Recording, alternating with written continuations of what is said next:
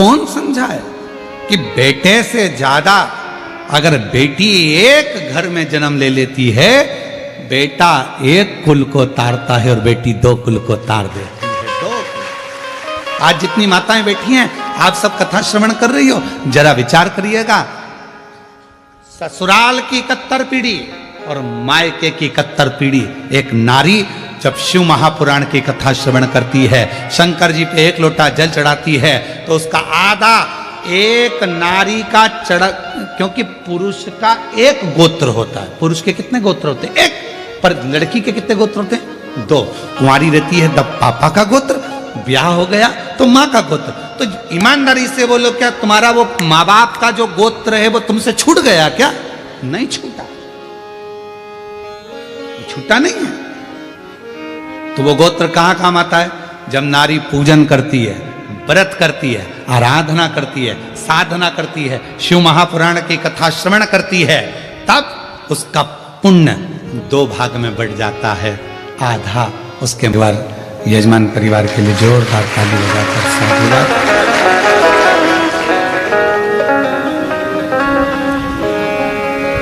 कथा जो 7 दिवसीय आज 3 तारीख से प्रारंभ हुई है। 2 दिन आज और कल 1 बजे से 4 बजे तक आस्था चैनल पर और यहाँ पंडाल में कथा का समय रहेगा। 3 और 4 तारीख को, 5 तारीख से 9 तारीख तक फिर कथा का समय दोपहर 2 बजे से 5 बजे तक रहेगा।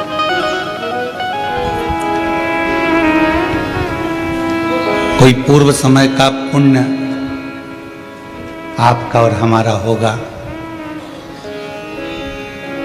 आपने भी नहीं सोचा होगा कि इतनी नजदीक से बैठकर कथा का लाभ ले लेंगे। और नजदीक तो नजदीक, इतनी शांति से। ये तो आधे इधर से धक्का रहे, आधे उधर से धक्का रहे, 4 बार धक्का खाकर तब जाकर पंडाल में जा रहे हो। और पंडाल में जाने की भी हिम्मत उसी की हो सकती है जिसने अच्छा दमदारी से गौ माता का दूध पिया। तो कहीं कोई पिछले जन्म के अच्छे कर्म मुझे बाबा तेरा, कोई पिछले जन्म के अच्छे कर्म मुझे बाबा तेरा साथ मिला। जहाँ सारी दुनिया झुकती है, जहाँ सारी दुनिया झुकती है, मुझे वो आली दरबार मिला, दरबार मिला। कोई पिछले जन्म के अच्छे कर्म मुझे बाबा तेरा साथ मिला, कोई पिछले जन्म के अच्छे कर्म मुझे बाबा तेरा साथ मिला। शिव कथा जीवन के सारे दुखों को हरती है, कष्ट को हरती है। यदि मेरे बाबा ने आपको कृपा करी है, करुणा करी है, और आप लोग इस पवित्र प्रांगण में जो भी होटल है, क्योंकि हम रात भर के चल कर आए तो सुबह हमको मालूम भी नहीं है कि कौन सी होटल में आए, ठीक है। तो सुबह सुबह उतरे और माली जी ने माला पिनाई, हम कक्ष में चले गए, पूजन अर्चना में लग गए, अपना अनुष्ठान जो चलता है सुन करके। अब शाम को पूछेंगे कौन सी है, ठीक है। तो और अच्छा है जलगांव वालों को मालूम भी नहीं पड़ना चाहिए, है? नहीं तो तुम तो बैठोगे अंदर और ये जितने पुलिसकर्मी खड़े हैं ये सब धूप में खड़े रहेंगे, टेंशन रहेगा। तो शिव कृपा है।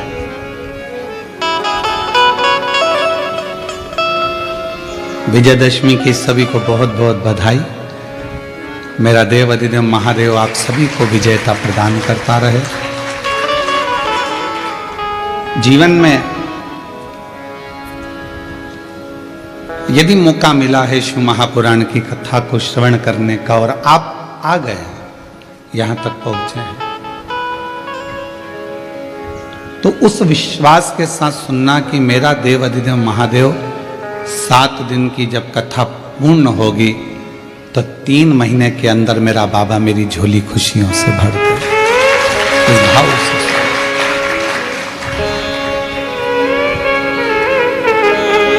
क्योंकि शिव महापुराण का सबसे बड़ा क्रम है आपका विश्वास।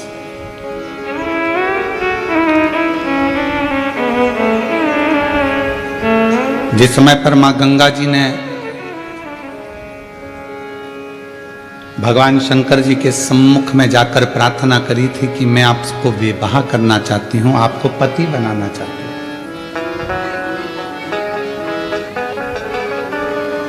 पर शिव जी कहते हैं कि गंगा, ये पार्वती जो तुम्हारी छोटी बहन है, तुम भी हिमालय की पुत्री हो, ये भी हिमालय की पुत्री है, और ये पार्वती जो तुम्हारी छोटी बहन है ये मेरी अर्धांगिनी बनेगी, मैं इसको धर्मपत्नी बनाऊंगा। तो फिर मेरा तो कोई वजूद ही नहीं रहेगा। शंकर भगवान ने कहा यदि गंगा तुमको मुझ पर भरोसा है, विश्वास है। बीच में एक वीडियो चलता था, व्हाट्सएप पे आता था, क्या तुझे मुझ पर भरोसा नहीं किया? देखा था वो? तो यदि तुमको मुझ पर भरोसा है और पूर्ण विश्वास से भरोसा है तो चिंता मत करना गंगा, जो पार्वती जी का स्थान है मेरे पास में, उससे भी बड़ा स्थान तुझे मैं अपने सिर पर विराजमान करता हूं। अब जिसका भरोसा है शिव के प्रति, जिसका भरोसा है भगवान शंकर के प्रति, उसको तो मेरा बाबा संभाल कर उन्नति की ओर अपने मस्तक तक चढ़ाने का प्रयास करता है। यदि विश्वास है और अगर भरोसा नहीं, इसीलिए गंगा जी के भजन में कहते हैं मानो तो मैं गंगा मां हूं और ना मानो तो बहता पानी। अगर विश्वास है तो शिव है और विश्वास नहीं तो शिव नहीं।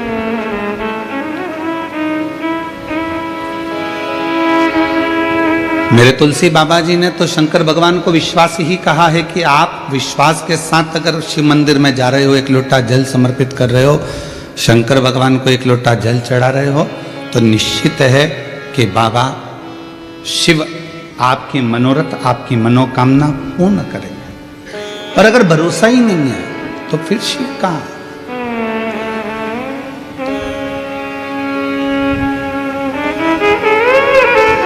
हमारी भारतीय सभ्यता में, भारतीय संस्कृति में, भारत के आनंद में, संस्कृति में, सभ्यता में, भारतीय रीति रिवाज के अंतर्गत जितने भी संबंध है हमारे विश्वास के ही तो हैं, ये भरोसे के ही तो संबंध है।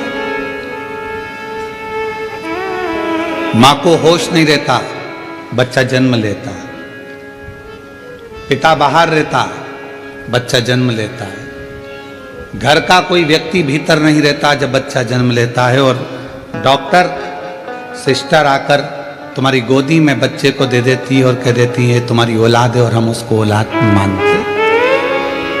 विश्वास, भरोसा,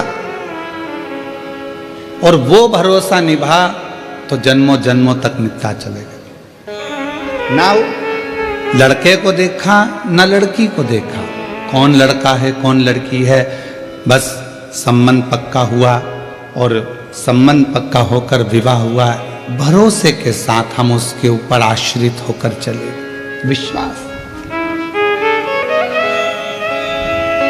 एक रक्षा सूत्र हाथ में बंधा और कह दिया ये तुम्हारी बहन है, तुम इसके भाई हो, और हमने एक रक्षा सूत्र पर विश्वास कर दिया।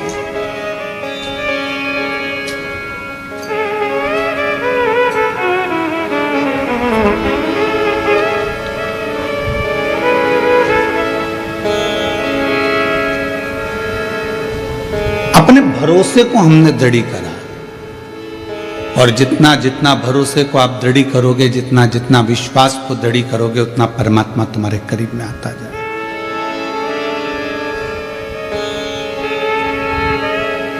आज एकादशी से मध्य पूर्णिमा के बाद तक ये पवित्र कथा चलेगी। आप सभी को मालूम होगा, विजयदशमी जब पूर्ण हो जाती है, विजयदशमी जब पूर्ण होती है और पूर्ण होने के बाद मां आद्य शक्ति 64 योगिनियां भगवान शंकर के पास जाकर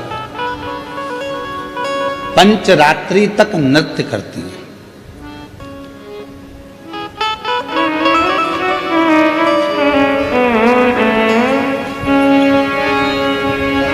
कई देवी धामों में, मां अंबा के मंदिरों में कहीं जगह पर एक कलश भराता है जिसको गर्भ कहते हैं, गरबा कहते हैं। ये नवरात्रि में अलग, ये गरबा अलग होता है जो विजयदशमी के बाद से प्रारंभ हो जाता है।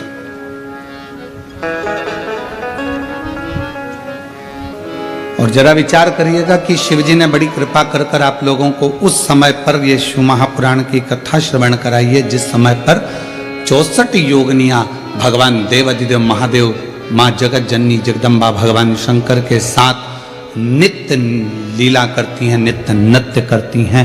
और जो भक्त उनकी शिव और शक्ति की कथा कर तत्व ग्रहण करते हैं, उनकी झोलियां खुशियों से भर देती हैं। ये साधना का समय है।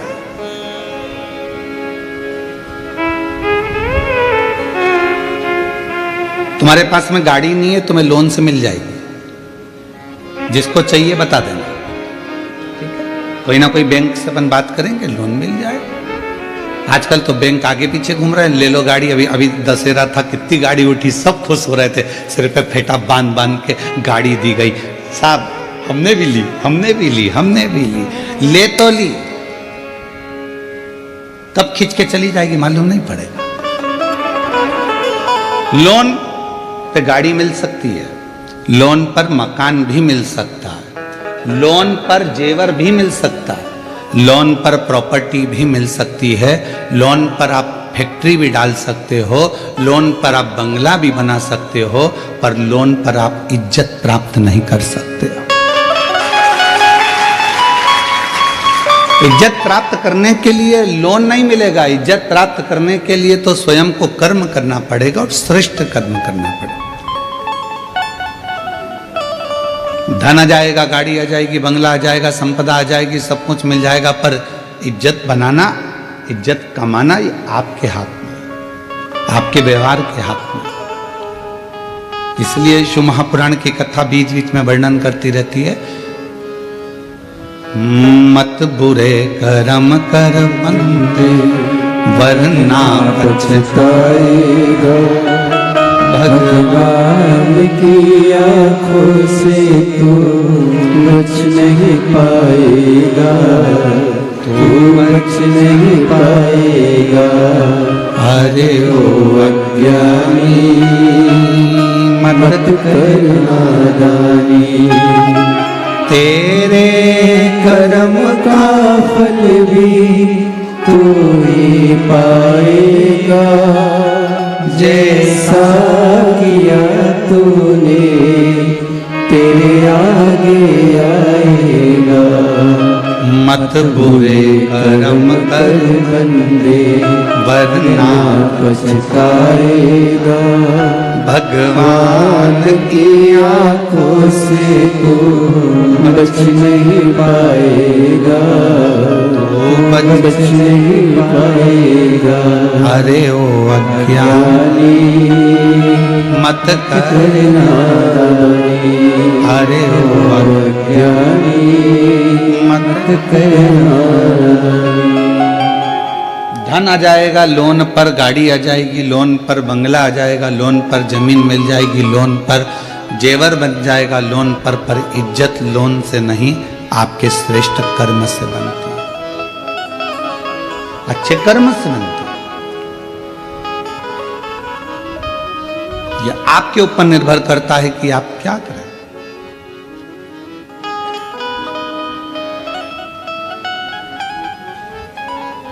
तो शिव नाम भगवान शंकर की यह पवित्र कथा विश्वास की कथा, आप जितने दिल से सुन सकते हो, पूरे डूब जाओ उसके अंदर।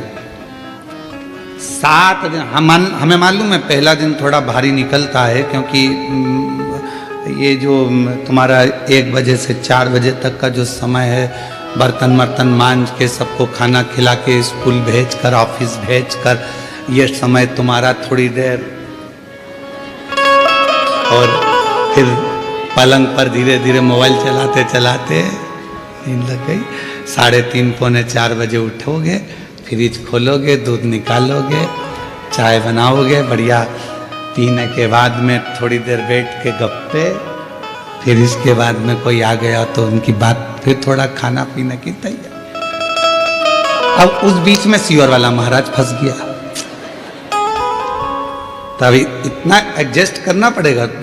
पहला दिन इसलिए थोड़ा भारी रहता है, तो सावधान इंडिया, तो थोड़ा पहले दिन वाले जरा सावधानी से सुनना है, बहुत सावधानी से। और जो दीवार के किनारे किनारे बैठे हैं थोड़ा सावधान आप ज़्यादा रहना, ठीक है, क्योंकि कुंभकर्ण की 2 धर्म पत्नियां थीं, एक निंद्रा एक करकटी। करकटी का पुत्र भीम था, जिसका संगार भगवान शिव जी ने किया तो भीमा शंकर हुआ, 12 ज्योतिर्लिंग में से एक ज्योतिर्लिंग। और दूसरी थी निंद्रा।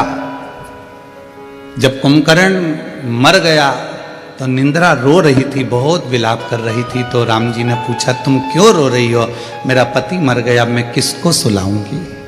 तो राम जी ने कहा चिंता मत करो, शिव महापुराण की कथा जहां कहीं भी हो वहां धीरे से प्रवेश कर जाना, और जो बिल्कुल आराम से टिक कर बैठा हो उसको सुना लेना। तो वो आती जरूर है थोड़ा थोड़ा झपका लेने के लिए, तो थोड़ा सावधान रहिएगा। तो हर हर शिव कृपा। एक विश्वास शिव के प्रति रखिए, भगवान शंकर के। गंगा मैया ने भगवान देवादिदेव महादेव से कहा कि क्या आप मुझे स्वीकार करोगे? क्यों नहीं, क्यों नहीं स्वीकार कर सकते? अगर विश्वास है, भरोसा है, दृढ़ता है और तुम्हारा पूर्ण भरोसा है तो मैं तुम्हें स्वीकार करूं। चली गई गंगा मैया, तब साधना में लीन हो गई। समय आया, भागीरथ बाबा ने तप किया 60,000 काकाओं के उद्धार के लिए। वो तो भागीरथ जी थे जिन्होंने अपने 60,000 काकाओं के उद्धार के लिए तप किया और गंगा जी को पृथ्वी पर लेकर आए। शिव महापुराण की कथा तो यह कहती है कि आप किसी का उद्धार नहीं कर पा रहे तो कम से कम इस आत्मा का कल्याण तो करो, अपने आप का तो उद्धार करो, कुछ अच्छा अपने लिए कर चलो। दुकान पर बैठकर जो तुमने कमाया, ऑफिस में बैठकर जो तुमने कमाया, उसका भोग तुम्हारी पत्नी भी करेगी, तुम्हारा परिवार भी करेगा, तुम्हारे बच्चे भी करेंगे, तुम्हारा कुटुंब भी करेगा, भाई भी करेगा, माता भी करेगी, पिता भी करेगा। दुकान पर बैठकर नौकरी में जो कमाया उसका भोग सब करेंगे, तनख्वाह के हकदार सब रहेंगे।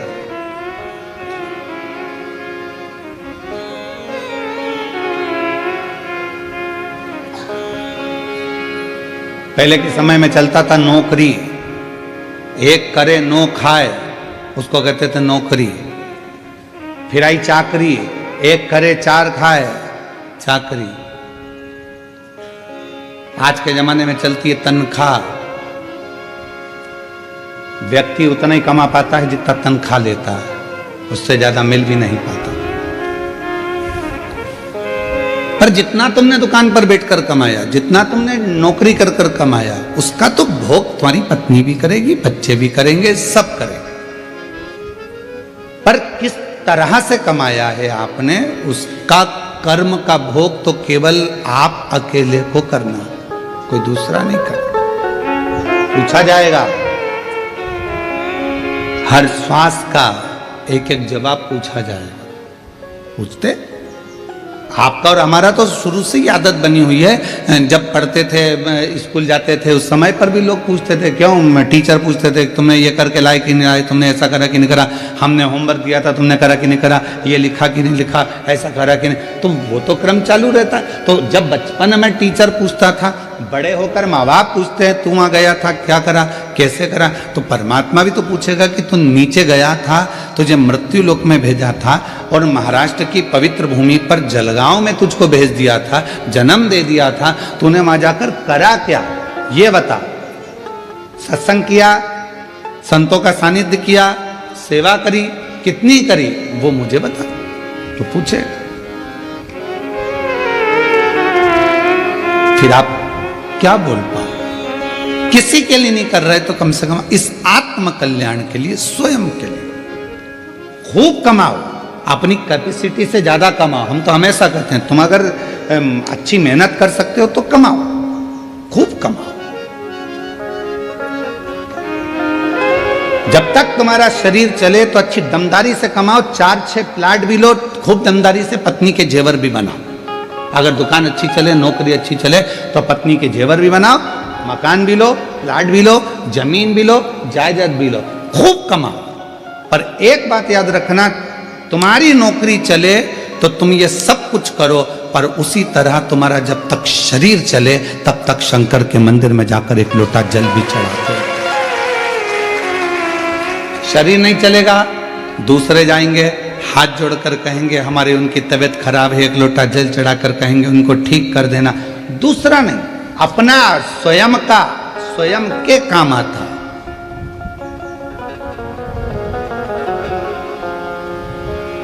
स्वयं का करो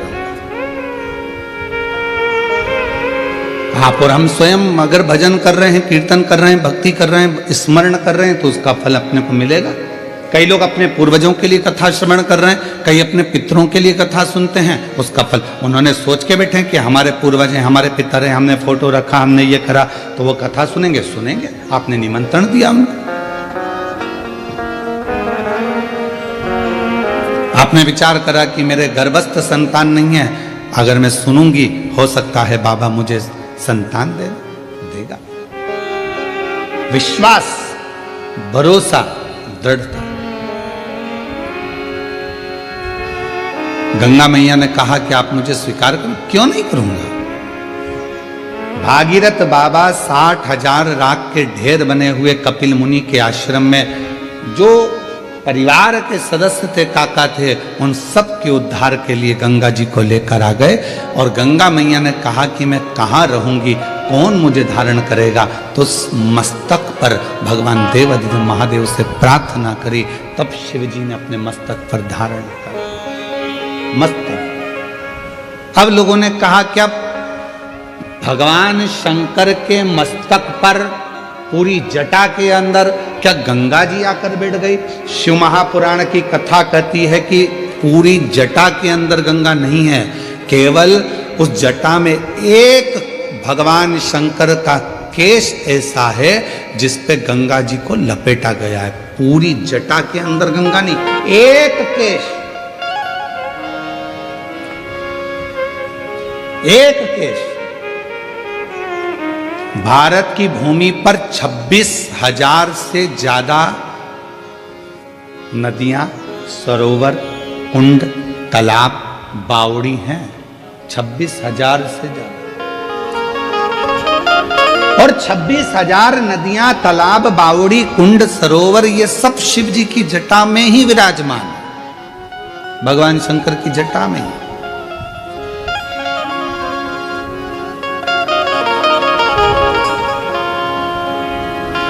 हमारे शास्त्र क्यों कहते हैं प्रदोष आई, आप लोग स्नान करने के लिए नदी, तालाब, कुंड, बावड़ी जा रहे हो, क्यों कहते हैं? हम कहते हैं गोदावरी नहाने के लिए जा रहे हैं, कृष्णा नदी नहाने के लिए जा रहे हैं, गंगा जी नहाने के लिए जा रहे हैं, सरयू जी नहाने के लिए जा रहे हैं, नर्मदा जी नहाने के लिए जा रहे हैं, क्षिप्रा जी नहाने के लिए जा रहे हैं। क्यों जा रहे हैं? क्यों? किस क्यों का? आप जब बार बार स्नान करने का भाव प्रकट करते हो कि हम नहाने के लिए जा रहे हैं, हम गंगा जी नहाने के लिए जा रहे हैं, हम वहाँ जा रहे हैं, हम वहाँ जा रहे हैं, क्यों नहाने का भाव तुम्हारे हृदय में आता है? क्योंकि शास्त्र कहता है कि जितनी पवित्र नदियां ये सब शिव जी की जटा में विराजमान हैं। जब हम किसी पवित्र नदी में डुबकी लगाते हैं तो स्वयं शंकर की जटा में हम स्वयं जाकर विराजमान हो जाते हैं। शिव के मस्तक चढ़ना और मैंने तेरे ही भरोसे बाबा तेरे ही भरोसे हवा विच उड़ती जावांगी बाबा डोर तो छकीना कटी जागी बोले मैं तेरी कथा शंभु में तेरी कथा हवा बिच उड़ती जावांगी बाबा डोर तो छकीना कटी जागी भोले मैं। जब हम अच्छा कर्म करें तो परमात्मा के करीब में, जब हम किसी पवित्र नदी में स्नान कर रहे हैं परमात्मा के करीब में, जब हम किसी पवित्र नदी के तट पर, कुंड के तट पर, बावड़ी के तट पर जा रहे हैं परमात्मा के करीब में, भगवान के नजदीक में, भगवान के पास।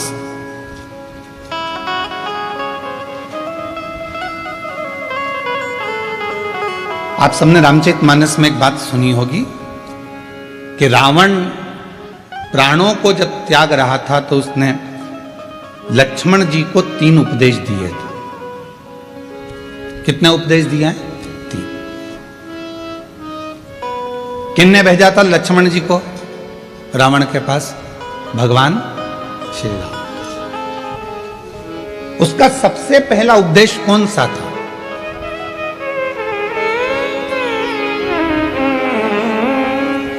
रावण ने मरने से पहले 3 बातें बोली लक्ष्मण जी के कानों में।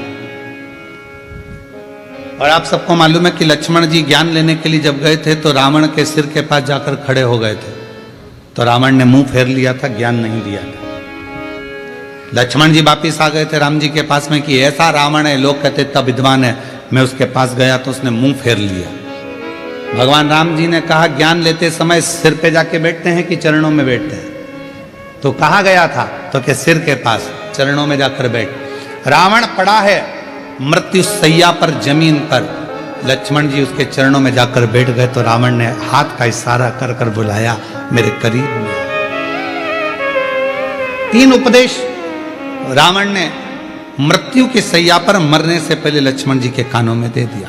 पहला, अच्छे कार्य में 1 मिनट की देरी मत करो। लक्ष्मण, यदि कोई अच्छा कार्य हो रहा है और उसमें अगर आपको जाने का मौका मिल जाए तो 50 काम छोड़ दो, सबसे पहले अच्छे काम में पहुंचने का प्रयास करो।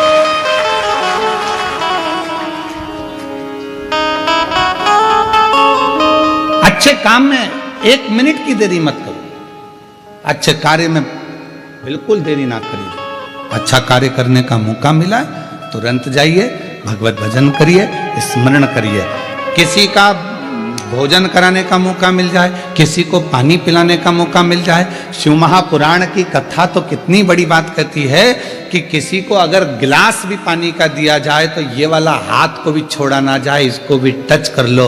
हो सकता है कि हमारा जब शरीर, हो सकता है कि ये जो आधा शरीर है, आधा भाग है मनुष्य का शरीर, जो आधा भाग किसी काम को नहीं कर पाता तो मरने से पहले आधा तन काम करना बंद कर देता है। लोग उसको पैरालिसिस कह देते हैं।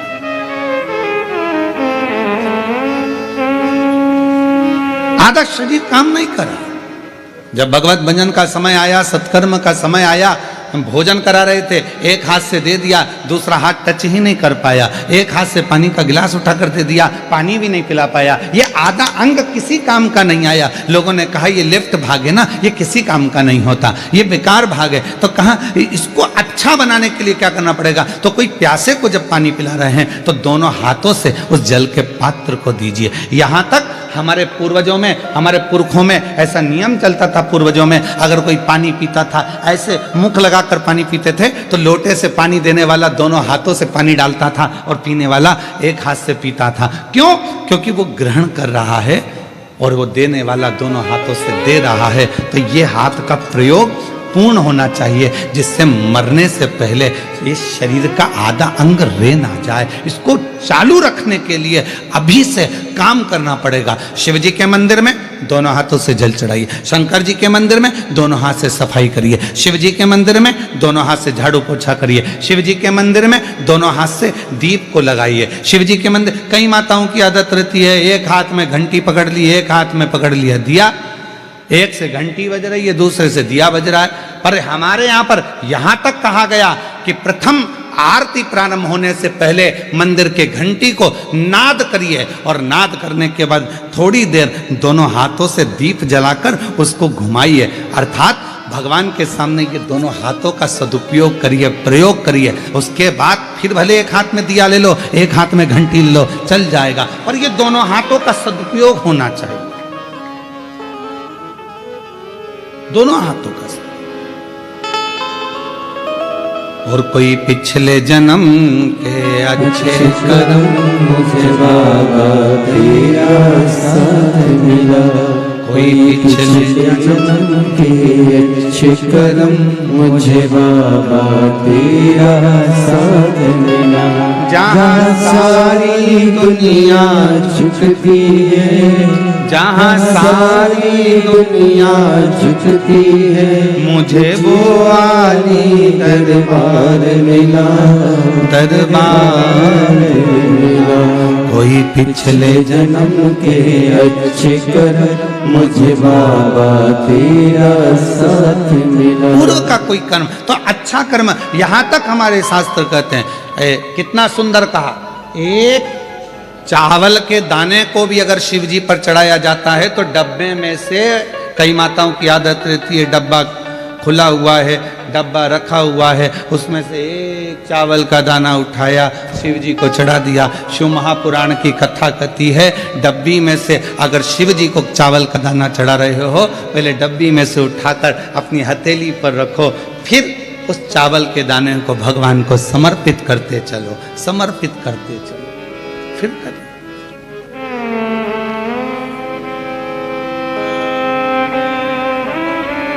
ये शरीर आधा ना रह जाए, आधा ना रह जाए।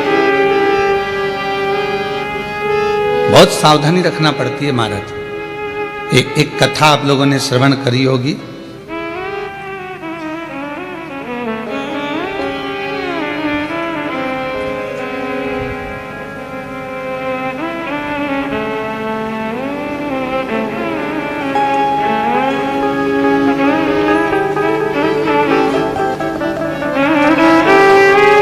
अंत्री ऋषि और अनसुईया माता की।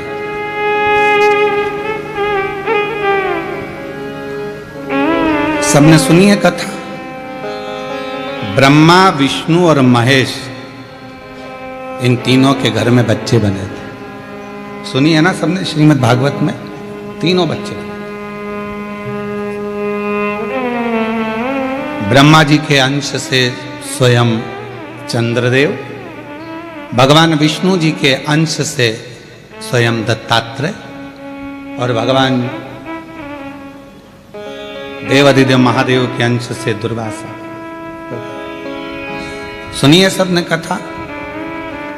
अब यहां तक तो आपने कथा सुनी, पर शिव महापुराण में एक पवित्र कथा आती है दत्तात्रेय भगवान की बहन की।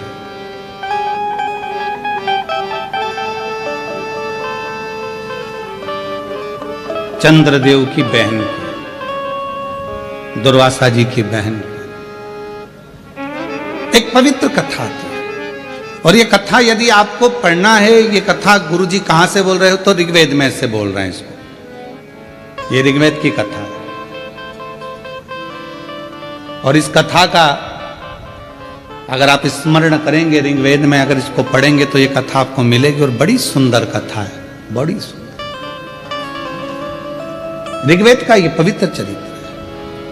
आंत्री और अनसुईया मैया के तप साधना से, इनके तप करने से, इनकी साधना करने से इन्होंने भगवान ब्रह्मा विष्णु महेश तीनों की साधना करी थी और तीनों को पुत्र के रूप में प्राप्त किया था। तीनों कथा थी एक बड़ी सुंदर की, एक बार देव ऋषि नारद जी माता लक्ष्मी जी के यहाँ पहुंच गए थे और माँ लक्ष्मी जी के यहाँ जाकर देवर्षि नारद जी ने कहा, माँ बहुत भूख लगी है, कुछ भोजन मिलेगा क्या? माता लक्ष्मी जी अंदर गई, मोतीचूर का लड्डू लेकर आई और मोतीचूर का लड्डू लाकर माता लक्ष्मी जी ने तुरंत नारद जी को दिया। नारद जी ने खाया। खाते से नारद जी बोले, मैया लड्डू में मजा नहीं आया। अब तो लक्ष्मी जी के कांटे से खून नहीं। लक्ष्मी जी ने कहा, खा गया 4 और बाद में कह रहा है कि आनंद नहीं आया।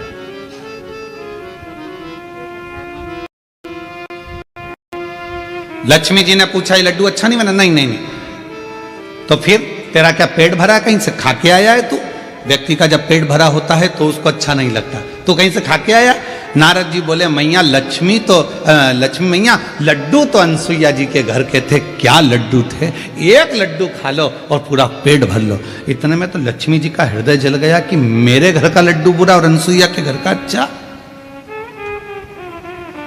हम हमेशा अपनी व्यासपीठ से कहे हैं कि पतियों से निवेदन है, तुम्हारी पत्नी जैसा भोजन बनाए पेट भर कर खाओ, खूब तारीफ करो, भले रोटी कितनी भी जल जाए पर तारीफ अच्छी है।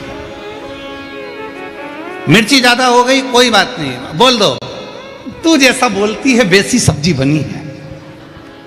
अब वो खुद खाएगी जब मालूम पड़ेगा कि मिर्ची तीखी हो गई है। बहुत बढ़िया, बाबा की कृपा। रोटी आई, भले वो रोटी कैसी भी हो, पर आज तो तूने पूरा भारत का गौरव बढ़ा दिया, पूरे भारत का। क्या जोरदार लेकर आई है, बहुत जोरदार।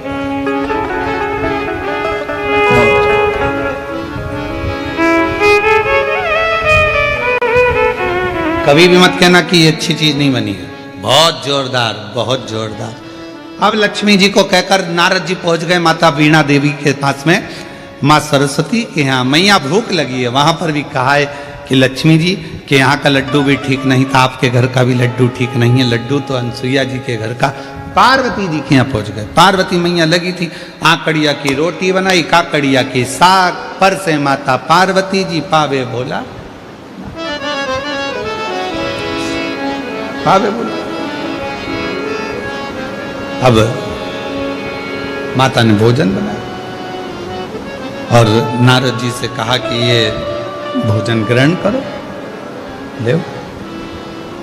अब नारद जी भोजन ग्रहण करने के लिए बैठे और जो मैया ने रोटी दी पाने के लिए, और मैया रोटी दी और नारद जी जैसे ही खाने के लिए बैठे, और खाने के बाद में नारद जी बोले, पहले तो खा ली खूब डपट के, खूब अच्छे से खाई दमदारी से हो। उसके बाद बोले, मैया क्या भोजन था अनसुईया जी के घर का, इतना शानदार भोजन, पूछो मत, पूछो ही मत। दुनिया के लोगों की आदत रहती है, शादी वाले के यहाँ जाते हैं, खूब डपट के खाते हैं, फिर भी चलते चलते कहते पानी पूरी का पानी अच्छा नहीं था, चलते चलते।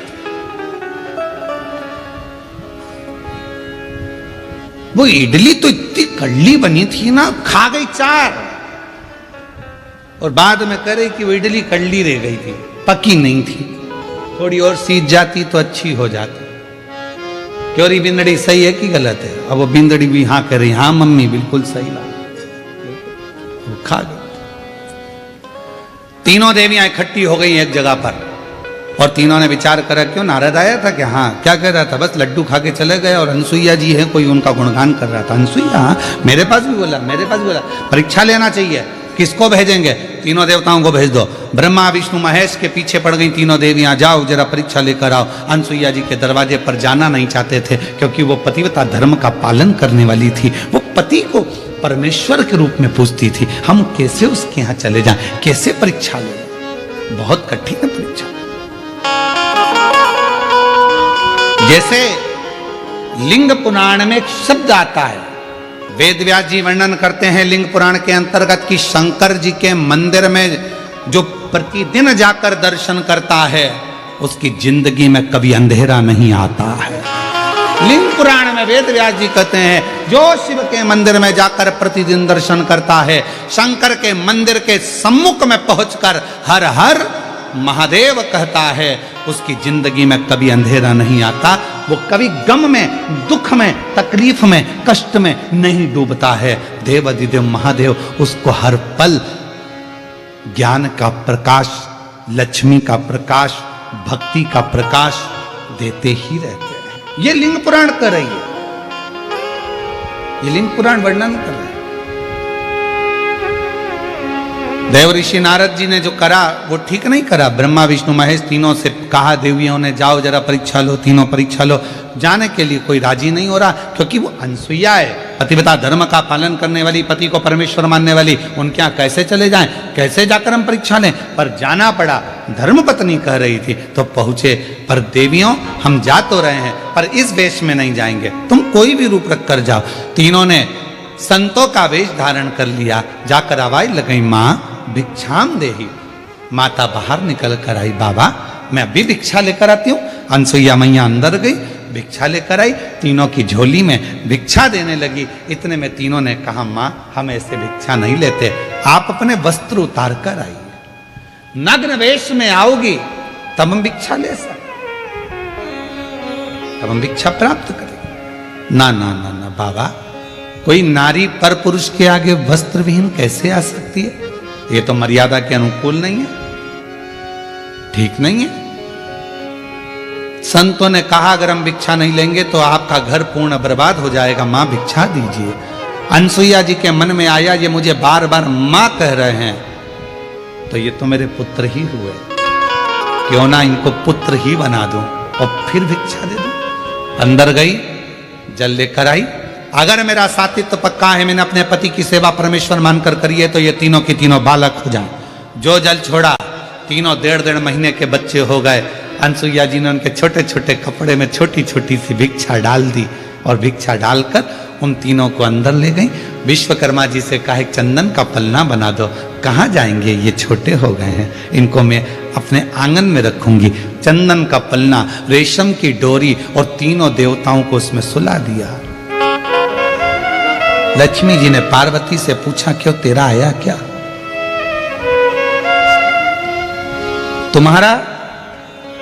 तुम्हारा 8 दिन निकल गए, पता ठिकाना नहीं। अब इनके तो 8 दिन निकल गए, इधर अंतरिक्षी आ गए। अंतरिक्षी ने आते से अनसुईया जी को देखा, ये 3-3 बच्चे घर में आंगन में झूल रहे हैं। अंतरिक्षी ने पूछ लिया, अनसुईया किनके बच्चे हैं? अनसुईया जी बोली, अपने। अंतरिक्षी बोले, अब स्नान करने गया था तो एक भी नहीं था। अनसुईया जी बोली, भोलेनाथ देते हैं तो छप्पर फाड़ कर देते हैं। ये उनकी उदारता। सारी कथा सुना दी अनसुईया जी ने अंतरिक्षी को। अंतरिक्षी खुश हो गए, जो नेत्र बंद कर देखा तो ये तो मेरे 3 देवता, और ये तीनों ही मेरे घर में आ गए।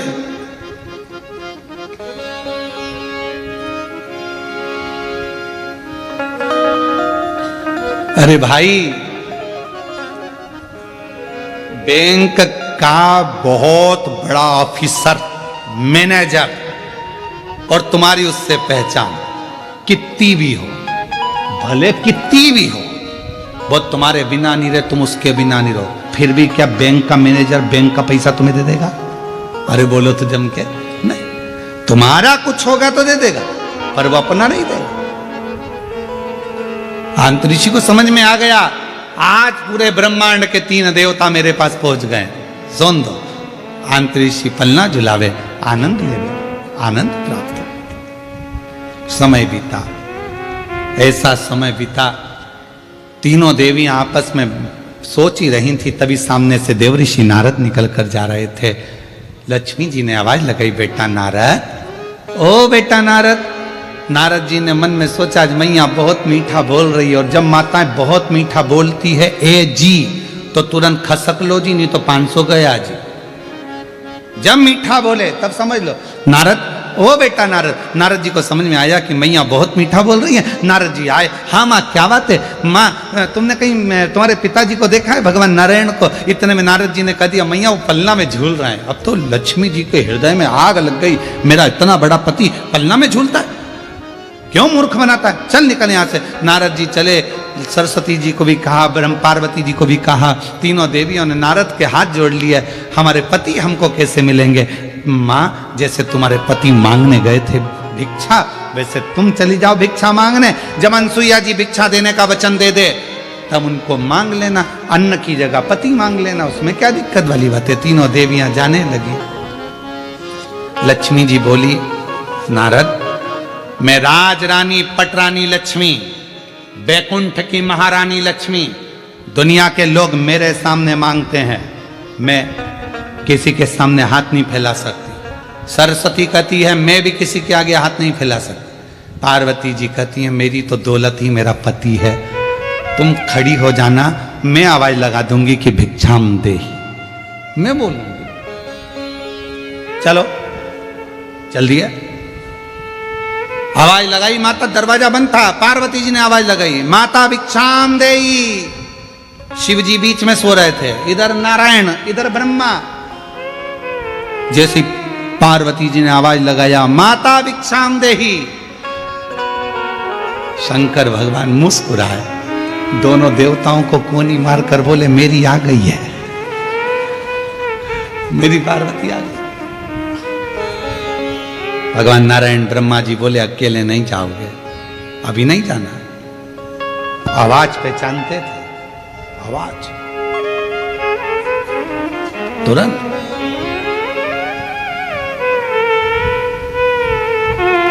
अनसुईया जी ने दरवाजा खोला, तीन देवियों को देखा, क्या बात है माता, भिक्षा चाहिए। क्या चाहिए भिक्षा में? जो पलने में सो रहे हैं वो हमारे स्वामी हैं, हमको दे दीजिए। वो तुम्हारे स्वामी है? हाँ, अगर वो तुम्हारे स्वामी है तो मैं तुम्हारी सास हूं। थोड़ी देर में अंत ऋषि आए। अंत ऋषि ने पूछा अनसुईया कौन? अनसुईया जी बोली ये तुम्हारी बहुएं हैं। बहुओं से कहा जाओ ससुर के पांव छुओ। जो पांव छुए तो अंत ऋषि ने अनसुईया का हाथ पकड़कर एक साइड ले जाकर कहा, पागल हो गई है, बेटे तेते से बहू लिया साथ साथ हाथ की, ये क्या कर रही है? इतना सा बेटा और बहू साथ हाथ की, इतनी बड़ी। अनसुईया जी बोली आजकल की बहुएं कमाता हुआ पति मिल जाता है तो लेकर के अलग हो जाती हैं और सोचती हैं कि हमारा पति कमा रहा है। एक माँ ने कैसे पाल पोस कर बड़ा करा होगा मालूम पड़ेगा, ले जाओ। अब तुम पालो, तुम पोसो अपने पति को, तब मालूम पड़ेगा कि एक माँ किस तरह से अपने बच्चे को बड़ा करती है। ले जाओ उठा के। अब पार्वती जी लक्ष्मी जी से पूछी कि इन तीन में से मेरा है कौन सा? हर माल 2 रुपया। अब समझ में भी तो आना चाहिए कि इसमें है कौन सा। उठाया, लक्ष्मी जी ने एक उठाया। उनको क्या मालूम था कि ये मेरे पति नहीं है, उनने ब्रह्मा जी को उठा लिया। सब बदल बदल कर उठा रही थी।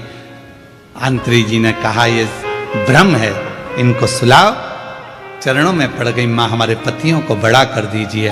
हाथ में जल लिया, अगर मेरा साथित्व पक्का है, मैंने अपने पति की सेवा परमेश्वर मानकर करी है, तीनों बड़े हो जाएं। तीनों बड़े हो गए। तीनों देवियों के साथ जाने लगे तो अनसुईया जी रोने लगी। ये चले जाएंगे तो हमारी गोद सुनी हो जाएगी, इस गोदी में कोई तो रहना चाहिए। ब्रह्मा जी ने अपने अंश से चंद्रदेव को प्रकट कर दिया।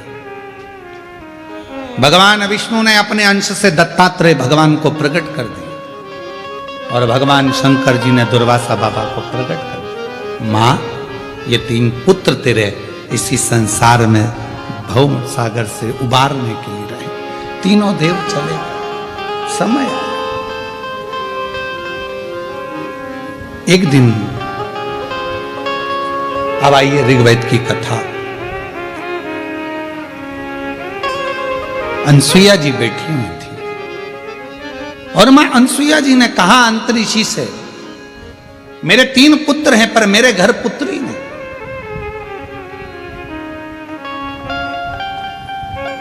मेरे घर में पुत्री का भाव नहीं है। और मैंने सुना है शास्त्रों में, अगर घर में बेटे हैं और घर में अगर बेटी नहीं है तो वो घर बिना कन्यादान के हमेशा सूना की सूना ही रहता है। कन्यादान के लिए बेटी का होना जरूरी है, बिना बेटी के कन्यादान सूना। आप दुनिया का सारा दान कर लो, अन्न दान कर लो, वस्त्र दान कर लो, मुद्रा दान कर लो, स्वर्ण दान कर लो, भूमि दान कर लो, गौ दान कर लो, सारे दुनिया के दान कर लीजिए। अगर आपने जिंदगी में कन्यादान नहीं करा तो आपकी जिंदगी में सब, कहते हैं कुंभी पाक नरक में एक नरक का सिरा ऐसा होता है जिस नरक के सिरे को पार करने के लिए बेटी का कन्यादान करना जरूरी होता है। इसलिए हम शिव महापुराण की कथा में हर पल हर घड़ी बेटियों को संकल्प दिलाते रहते हैं, बेटियों से कहते रहते हैं तुम कितनी भी अच्छी पढ़ाई करो, कितने भी अच्छे कॉलेज में रहो, कितनी भी अच्छी एजुकेशन करिए, कितनी भी अच्छी नौकरी करिए, कितने भी तुम्हारे दोस्त बन जाए, पर मेरा बेटियों से हमेशा निवेदन रहा है और आज भी ऑनलाइन शिव महापुराण की कथा जो जलगांव से चल रही है, आप सब बेटियों से निवेदन करूंगा कि निवेदन है अपने माँ बाप को कन्यादान का मौका जरूर देना, किसी एरे गेरे नत्थु खेरे के साथ ना जाना। अपने माँ बाप को कन्यादान का मौका दीजिए। बहुत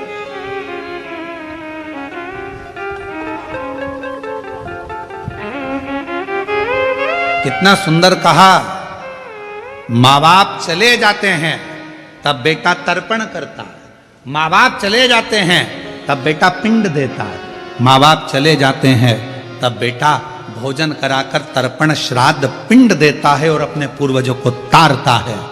पर बेटी, जिस दिन माँ बाप अपनी बेटी का कन्यादान जीते जी कर देते हैं, उसी पल उसी घड़ी माँ बाप को नरक नहीं जाना पड़ता। फिर बेटा पिंड दे तो ठीक, तर्पण करे तो ठीक, तिलांजलि करे तो ठीक, माता पिता बैकुंठ का पथ जाते ही एक बेटी का। पर आजकल की उल्टी रीति है, बेटा हो जाए तो मां खुश और बेटी हो जाए तो चेहरा उतर जाता। चाय की जो केतली होती है ना, केतली तुम्हारे यहाँ क्या बोलते, डोलची केतली क्या होती है, जब वो बहू हॉस्पिटल में रहती है तो घर की जो लेडी से रहती हैं तो वहाँ हॉस्पिटल ले लेकर रोज 2-3 दिन तक जाती हैं। दूध की केतली, डंगल क्या बोलते हैं, केतली बोलते हैं ना, और ऐसी रहती है, उसमें कड़ी लगी रहती है नीचे, उसको हिलती रहती है। अब आजकल वैसी नहीं रही तो इतना लंबा थर्मस हो गया, उसमें भी लटकता रहता है। तुम देखना अगर घर में बेटा हो जाए ना तो जो केतली लेकर आती है ना, उसकी केतली बहुत हिलती है और थर्मस बहुत हिलता है। सिर पे पल्लू भी, छोरा हुआ है, बेटा हुआ है, दादी बन गई, दादी बन गई, और हॉस्पिटल से सीधी बिना पल्लू हिले, नॉन स्टॉप केतली भी बिना हिले जा रही है, तो पूछने की जरूरत नहीं है कि लड़का हुआ कि लड़की, समझ में आ जाएगा लड़की हुई है। ना केतली हिली ना मुंडा हिला, छोरी चली जा, बोली नहीं। पर कौन समझाए कि बेटे से ज्यादा अगर बेटी एक घर में जन्म ले लेती है, बेटा एक कुल को तारता है और बेटी 2 कुल को तार देती है। 2 कुल। आज जितनी माताएं बैठी हैं, आप सब कथा श्रवण कर रही हो, जरा विचार करिएगा, ससुराल की 71 पीढ़ी और मायके की 71 पीढ़ी। एक नारी जब शिव महापुराण की कथा श्रवण करती है, शंकर जी पे 1 लोटा जल चढ़ाती है, तो उसका आधा एक नारी का चढ़ा, क्योंकि पुरुष का 1 गोत्र होता है। पुरुष के कितने गोत्र होते हैं? 1। पर लड़की के कितने गोत्र होते हैं? 2। कुंवारी रहती है तब पापा का गोत्र, ब्याह हो गया तो माँ का गोत्र। तो ईमानदारी से बोलो, क्या तुम्हारा वो माँ बाप का जो गोत्र है वो तुमसे छूट गया क्या? नहीं छूटा, छूटा नहीं है। तो वो गोत्र कहां काम आता है? जब नारी पूजन करती है, व्रत करती है, आराधना करती है, साधना करती है, शिव महापुराण की कथा श्रवण करती है, तब उसका पुण्य 2 भाग में बढ़ जाता है। आधा उसके मायके के, आधा उसके ससुराल के, दोनों के भाग से, दोनों। 71 उसकी भी पार कर दी, 71 इसकी भी पार कर दी। एक बेटी,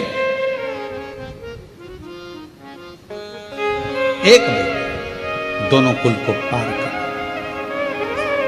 दोनों।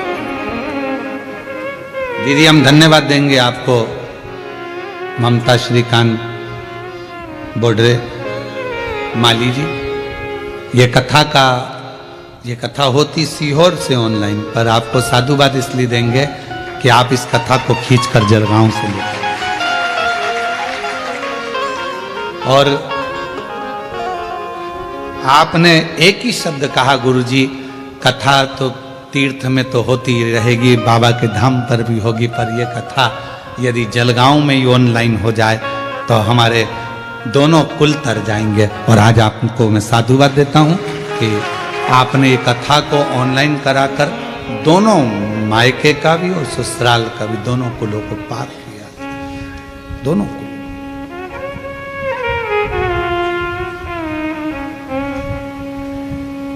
और कोई पिछले जन्म के अच्छे कर्म मुझे बाबा तेरा साथ मिला, कोई पिछले जन्म के अच्छे कर्म मुझे बाबा तेरा साथ मिला। जहाँ सारी दुनिया झुकती है, जहाँ सारी दुनिया झुकती है, मुझे वो आली दरबार मिला, दरबार।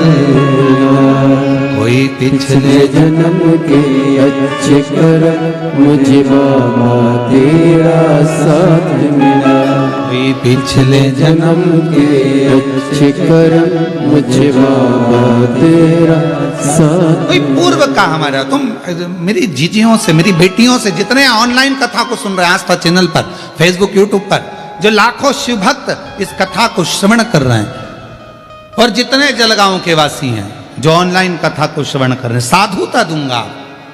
एक घर में बेटी का होना बहुत जरूरी, बेटी का होना जरूरी।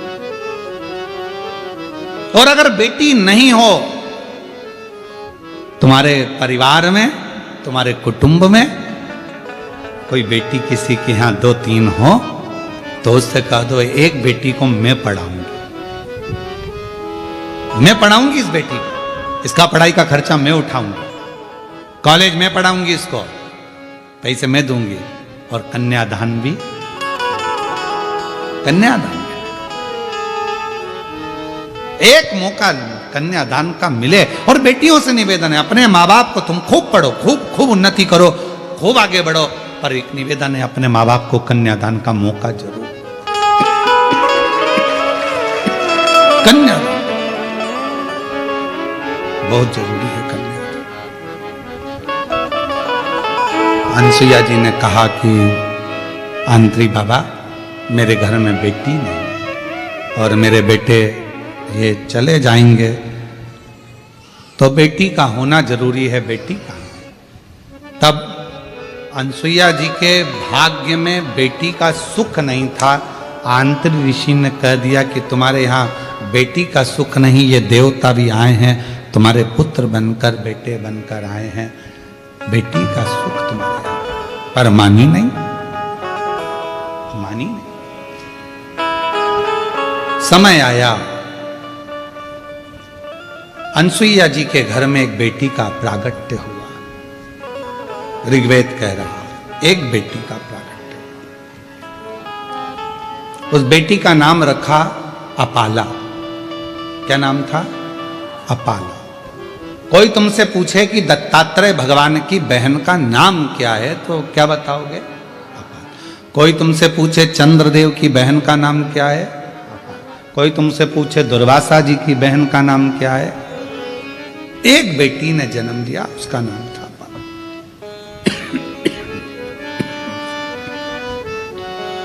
अपाला। बहुत विद्वान थी, बहुत विद्वान। लड़का चलना सीखता है हाथ पकड़कर, बेटी को चलना सीखना होता है तो खुद उठती है, चलती है, गिरती है, फिर चलती है, फिर चलती है। कितना अंतर है। आप लोगों के यहां किसी की यहां पर भैंस है क्या? अब आप लोग तो शहर में रहते हो, कहां भैंस देखोगे? पर जो कथा सुन रहे हैं उनको देख कर वो लोग ध्यान रखेंगे जिनके यहाँ खेती बाड़ी है, किसानी है, दूध के लिए लोग भैंस रख लेते हैं। एक भैंस का बेटा होता है और एक गाय का बेटा होता है। भैंस के बेटे को संभालना पड़ता है, उठाना पड़ता है, चलाना पड़ता है, नहीं तो भैंस का बेटा प्राण त्याग देता है, कुछ दिन में मर जाता है। भैंस का जो छोरा छोरी है उसको संभालना पड़ता है।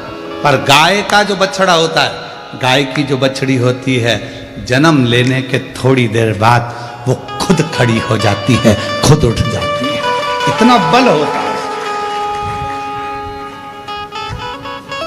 इतना बल।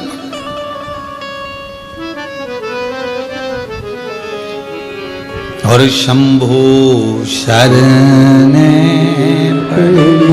मांगू घड़ी रे घड़ी दुख काटो, दया करीने दर्शन आपो।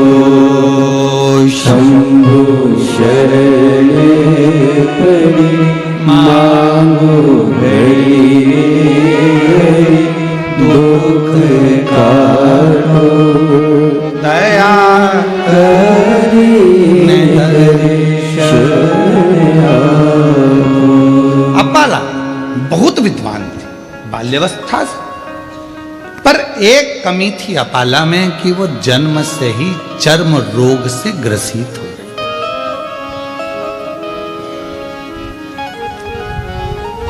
शरीर में एक रोग हो गया था, चर्म रोग। अपाला उससे ग्रसित। कहा है पूर्व जन्म में जब हम भगवान देवाधिदेव महादेव को अपमान कर देते हैं, शिव का प्रसाद आया, उसको प्रणाम भी नहीं करा और फेंक दिया। कितना सुंदर कहा है हमारे शास्त्रों में।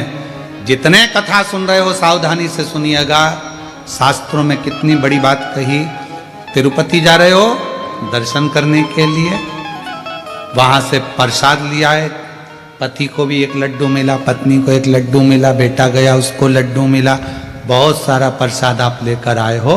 नाथ द्वारा गए हो, प्रसाद लाए हो, गोवर्धन जी गए हो, 56 भोग लाए हो, दर्शन करने गए हो, वहां से लड्डू का पैकेट लाए हो, शिरडी गए, त्र्यंबक गए, जहां जहां गए वहां से प्रसाद लेकर आए हो। तो निवेदन है, उस प्रसाद को जितना आप खा लो तो खा लो, ना खा सको तो तुरंत उसको बांटना प्रारंभ कर दो, उसको देना प्रारंभ करो। पर लोग क्या करते हैं, बहू खाएगी फ्रिज में रख देते हैं, बेटा खाएगा फ्रिज में रख देता हूं, रखा रखा 2 दिन 3 दिन 4 दिन 8 दिन 9-10 दिन तक रखा रहता है, प्रसाद पूरा कड़ला हो जाता है। बाद में तुम बर्तन वाली को, झाड़ू वाली को, पोछा वाली को दे देती हो। आजकल की बर्तन वाली, झाड़ू वाली, पोछा वाली इतनी चतुर है कि तुम्हारा ये नहीं खाएगी, वो जाएगी उसको उठाकर कहीं भाग फेंक दे। उसको नहीं मालूम कि प्रसाद है, उसने उठाया बाहर डाल, पड़ा, पांव में आया, लात में आया। बाद में वो प्रसाद का दोष किसको लगा? जो लेकर आया। जिसने फेंका उसको नहीं, जो लाया था दोष उसको लगा। तुमने तो गाय दान करी, और वो गाय अगर दुख पाएगी तो दोष किसको लगेगा? जिसने गौदान करी। तुमने कन्यादान करा, कन्या को दुख आया तो दोष किसको लगेगा? जिसने कन्यादान करा। तुमने तो भिखारी के कटोरे में पैसा दिया उसके भोजन के लिए, उसने मदिरा में लगा दिया, मांसाहार में लगा दिया, जुए में लगा दिया, दुख किसको होगा? जिसने दान किया।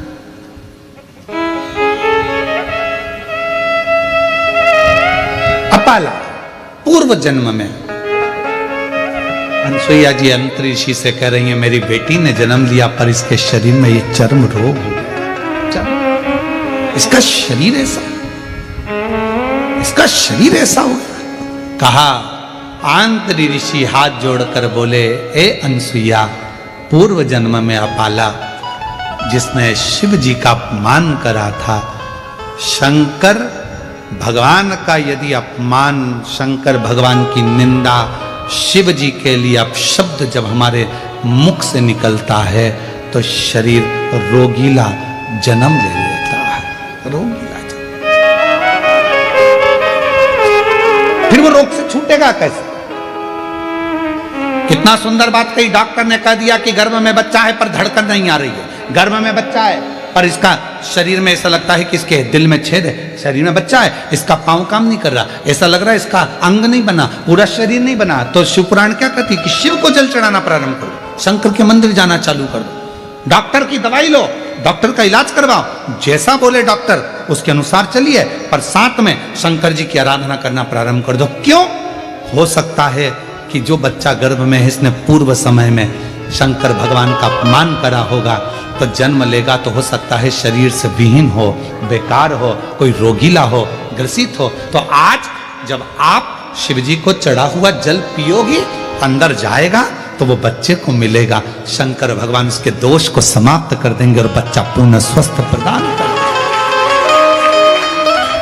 पर लोगों ने उल्टा चला, दुनिया के लोगों ने उल्टा चल दिया। कई माताएं कह देती है अगर गर्भ में बच्चा है तो शंकर जी के मंदिर मत जाओ, कोई कह देता है बच्चा ऐसा उसको अंधा हो जाएगा, ये हो जाएगा, वो हो जाएगा। पर शिव महापुराण की कथा कहती है अगर बच्चा गर्भ में है 9 महीना आप शंकर की आराधना में लग जाओ, शिव जी के मंदिर जाना प्रारंभ कर दो, शंकर को 1 लोटा जल चढ़ाना प्रारंभ कर दो, बेलपत्र की छांव में 2 मिनट खड़े रहना प्रारंभ कर दो, तुम्हारा बच्चा अगर कैसा भी जन्म ले रहा होगा तो वो बच्चा स्वस्थ ही पैदा होगा, स्वस्थ ही पैदा। अकाल मृत्यु वो मरे जो काम करे चंडाल का, काल उसका क्या बिगाड़े जो भक्त हो महाकाल का। जो शिव की आराधना करता है तो उसका दोष शिव समाप्त कर दे।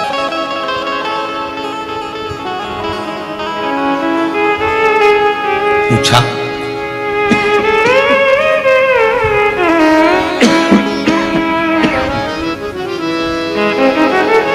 या पाला इसको ये रोग कैसे हो गए? अंतरिषि ने कहा कि रोग होने का कारण केवल एक है, एक पूर्व में इसने शिव की निंदा करी होगी, शंकर के किसी भक्त के लिए अपशब्द कहा।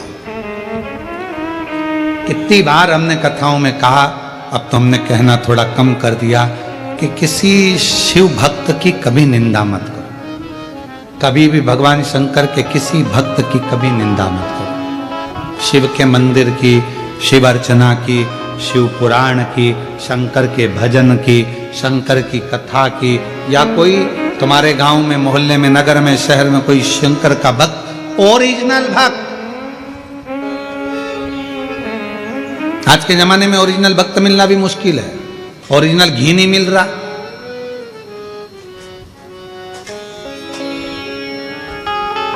ओरिजिनल चाय की पत्ती नहीं मिल रही, ओरिजिनल सब्जी नहीं मिल रही, तो ओरिजिनल गुरु मिले कहां से, ओरिजिनल भक्त मिले कहां से?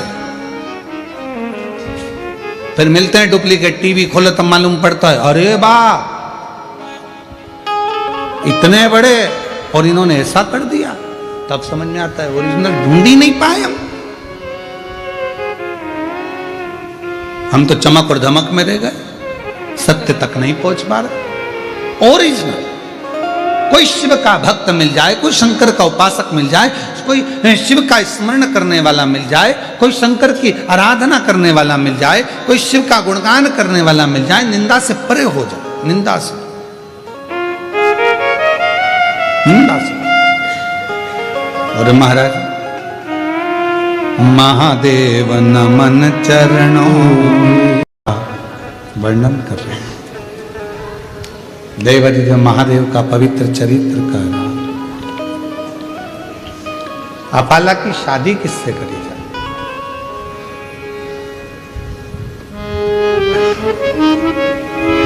शरीर में रोग है, चर्म रोग है, कोई वर नहीं मिलता, कोई लड़का नहीं मिलता। कहा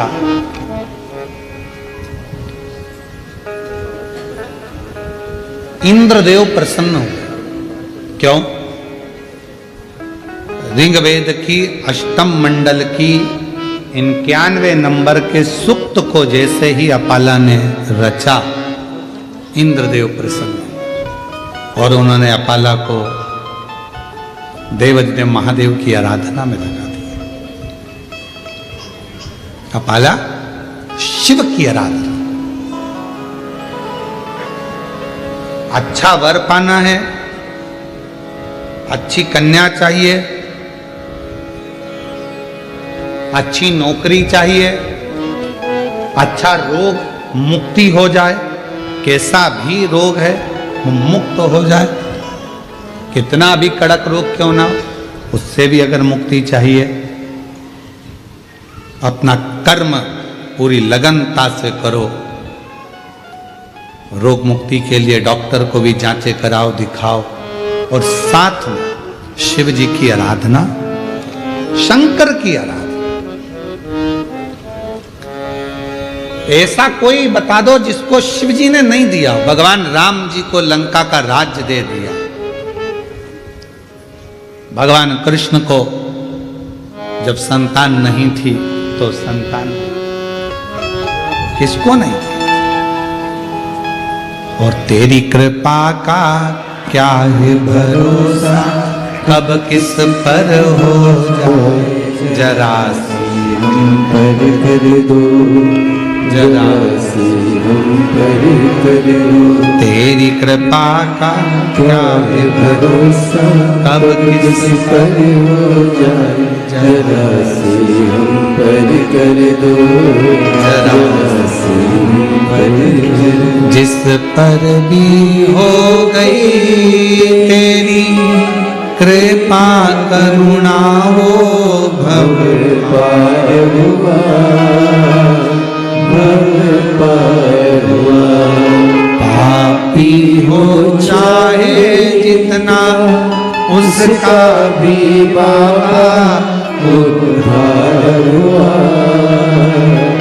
उद्धार हुआ। गिद्ध अजामिल गणिका जैसे तेरे मन को भाई, जरा सी हम पर कर दो, जरा सी हम पर कर दो। तेरी कृपा का क्या है भरोसा, कब किस पर हो जाए, जरा सी हम पर कर दो, जरा सी हम पर कर दो। अपाला ने शिव जी की आराधना प्रारंभ की।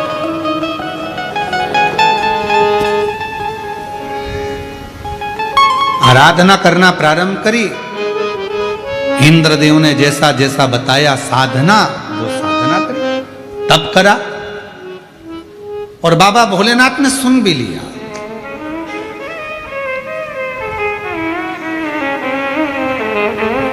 एक कृशाश्व नाम के ऋषि हुए, जो आंतरी ऋषि के आश्रम में आए, भ्रमण करते।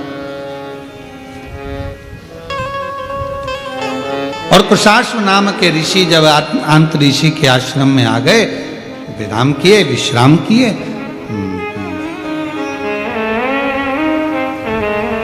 देखा 2 दिवस तक जब निवास किया, और निवास करने के बाद देखा अपाला को, तो सुंदर तो थी, बस चर्म रोग था शरीर में, सुंदर बहुत थी।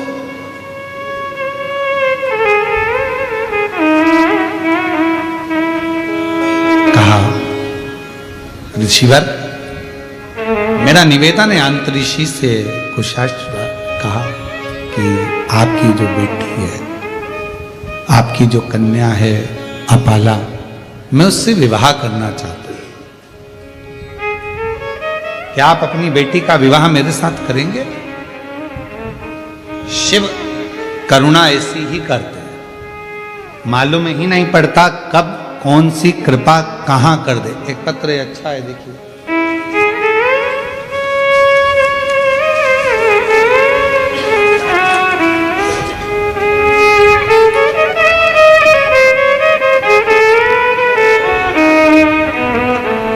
मनीषा राजेश पाटिल जलगांव से हैं। मैंने इससे पहले भी 2 बार पत्र भेजा था, पर हमारा पत्र पढ़ नहीं पाए, क्योंकि हॉट सीट पे जाना सरल है पर व्यासपीठ के पास आना कठिन है। यहाँ पहुंचना बहुत सरल नहीं है गुरुदेव। मेरी बेटी है जो कि नौकरी की तैयारी कर रही थी, पर नौकरी, आप ही हैं, कौन खड़े हैं, आप ही हैं मां, प्रणाम। बेटी का नौकरी नहीं लग रहा था, कई वर्ष हो गए उसको, पर नौकरी नहीं लगा। तब वो हिम्मत हार गई। 2 साल 3 साल 4 साल 5 साल निकलते चले गए, आखिरी में नौकरी नहीं लगी तो हिम्मत हार गई।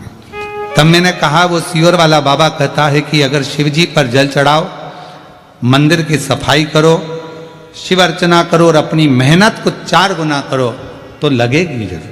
और बाबा ने ऐसी कृपा करी गुरुदेव, जब बेटी हिम्मत हार रही थी तब शिव जी की कृपा ने मेरी बेटी कुमारी पूजा गणेश राजेश पाटिल को PWD में सरकारी नौकरी में लगा दिया। मैं बाबा को यहाँ प्रणाम करने के लिए, कहीं बैठे हों तो आप आ जाइए, एक बेलपत्र ले जाइए। और तेरी कृपा का क्या है भरोसा। एक पत्र और है, मैं रत्ना समाधान मनोरे, कहीं बैठी हो तो हाथ हिलाएंगे, आप ही हैं। मैं रहने वाली वसुंबा जलगांव महाराष्ट्र की हूं। पशुपतिनाथ के व्रत का वर्णन करना चाहती हूं। गुरुदेव, मेरी बहू के शादी को कई वर्ष हो गए, पर संतान का सुख नहीं हुआ। तब सब लोग अपशब्द कहते थे, कोई कुछ कहता बच्चा नहीं होगा, बांझ रहेगी, संतान नहीं होगी, इसको औलाद नहीं होगी। तब आखिरी में पशुपतिनाथ का व्रत करना, 16 सोमवार का व्रत करना प्रारंभ करा। जो आपकी विधि है उसके अनुसार सफेद आंकड़े की जड़ का प्रयोग किया और बाबा ने ऐसी कृपा कर दी कि मेरी बहू के घर में बेटा हो गया। मैं बाबा को प्रणाम करने के लिए आ जाइए।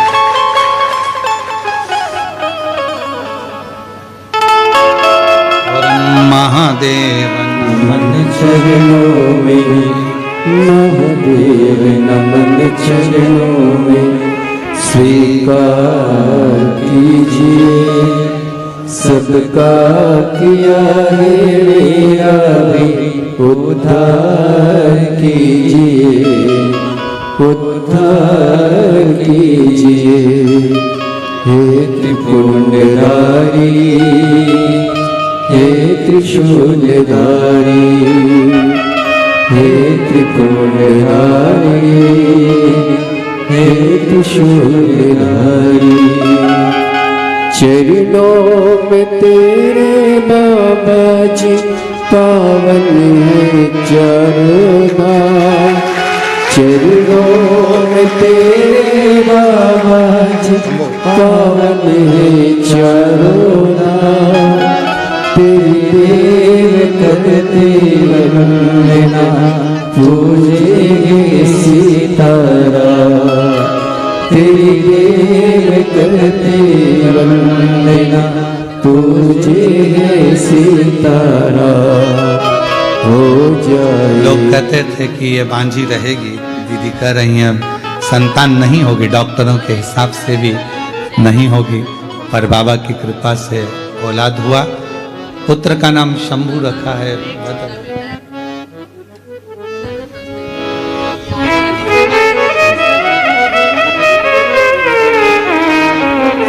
और जो जैसी भावना लाया वो वैसा ही फल पाया। जो जैसी भावना लाया वो वैसा ही फल पाया। नहीं खाली उसे लौटाया वो मन ही मन हर्षाया। नहीं खाली उसे लौटाया वो मन ही मन हर्षाया। और कर दिया माला माल काशी वाले लुटा दिया भंडार काशी वाले। भगवान शिव की कृपा किसको कहते हैं? उदारता किसको, करुणा किसको, दया किसको? अपाला शिव की साधना से कुशाश्व के साथ में उसका विवाह हो गया, कुशाश्व के साथ में परिणा गई। अब जरा विचार करिए कि शरीर में चर्म रोग हो और विवाह हो जाना कितना कठिन है, पर उसकी कृपा जब होती है सब कार्य अपने आप होने लगते, अपने आप। सोचो नहीं वो भी हो जाए तो समझ लो शंकर जी की बड़ी उदारता है, शिव जी की बड़ी कृपा है। जो सोचा नहीं तो भी हो गया। आप में से कई माताएं भाई ऐसे होंगे जिन्होंने सोचा ही नहीं होगा कि हम क्या इतने करीब में बैठकर शिव महापुराण की कथा सुन लेंगे। तो ये तो उसकी उदारता हो जाए तो समझ लो कृपा। सोचा ही नहीं तो भी हो रहा है। प्रभु आपकी कृपा से सब काम हो रहा है। करते हो भोले बाबा मेरा नाम हो रहा है। भोले आपकी कृपा से सब काम हो रहा है। सोचा ही नहीं तो भी हो रहा। अपाला का विवाह हो गया, चली गई विवाह कर कर अपने पति के गांव घर पर। शरीर में रोग और बढ़ता चले गया। चर्म रोग इतना बढ़ गया कि शरीर में गंध आने लगी। पति ने ले जाकर उसको जंगल में छोड़ दिया। जंगल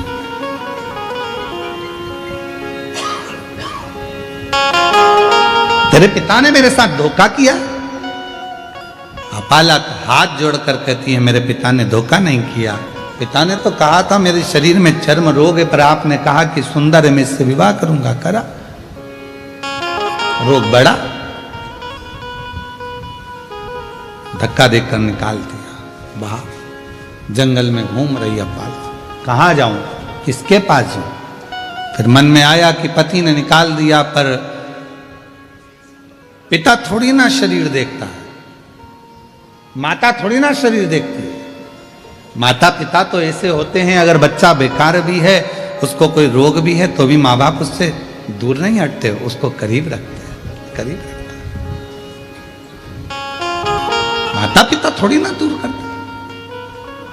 अब ईमानदारी से बोलो, अगर बच्चे को बुखार आ रहा है, बच्चा रात को चमक रहा है, डर रहा है, उसको बुखार आ रहा है, कोई बच्चे को एकदम तकलीफ हो गई और माँ बाप कहे नहीं नहीं मैं हाथ नहीं लगाऊंगी, मैं इसके पास नहीं जाऊंगी, इसको फीवर है, इसको बुखार है, इसको शरीर में कष्ट है। शिव महापुराण की कथा कहती है कोरोना जैसी बीमारी भी आई। आप लोगों ने दर्शन किया होगा, उस कोरोना जैसी बीमारी में सबने साथ छोड़ दिया, भाई बंधु कुटुंब कबीला कोई ना साथ दे, पर माँ बाप भले बच्चे की तकलीफ थी, लोग कह रहे हैं तुम बीमार हो जाओगे मत जाओ, पर माँ बाप अपने बच्चे को नहीं छोड़े।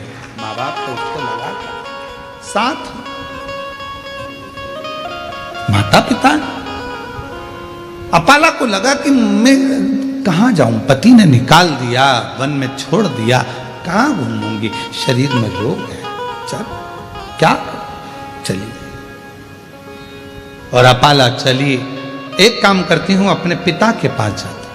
पिता के पास अपाला आंत्र ऋषि की कुटिया में पहुंच गई। मानसुइया ने देखा, बेटी तेरा तो मैंने विवाह कर दिया था, तो अपने पति के घर चली गई थी, फिर यहां कैसे आ गई?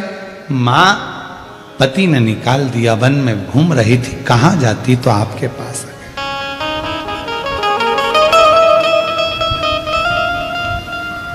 मेरी जीजियों, मायका मां से होता है। मायका शब्द ही मां से जुड़ा हुआ है। मां ने तुरंत कहा, क्यों चिंता करती है, यहां रहे। मां, शरीर में चर्म रोग बढ़ गया है, गंध आ रही है, सब दूर हट जाते हैं, क्यों टेंशन, क्यों चिंता।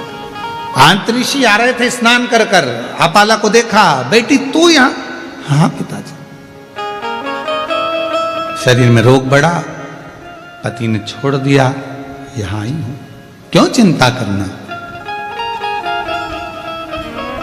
तू इतना सुंदर वेद गाती है, इतना सुंदर वेद की रचना करती है, इतना इतना तेरे में विद्वत्ता है, एक बार पढ़ ले, एक बार अगर अध्ययन कर ले तो तुझे याद रह जाता। अब दत्तात्रेय भगवान की बहन है अपाला, चंद्रदेव की बहन है अपाला, दुर्वासा जी की बहन है अपाला, कोई साधारण होगी, विद्वत्ता में परिपूर्ण। अभी आपको कथा में कहा, बेटे को कहना पड़ता है पढ़ पढ़ पढ़, बेटी को नहीं कहना पड़ता। आई स्कूल से और पुस्तक निकाल के सोफे पे लंबा पाँव कर कर 1 2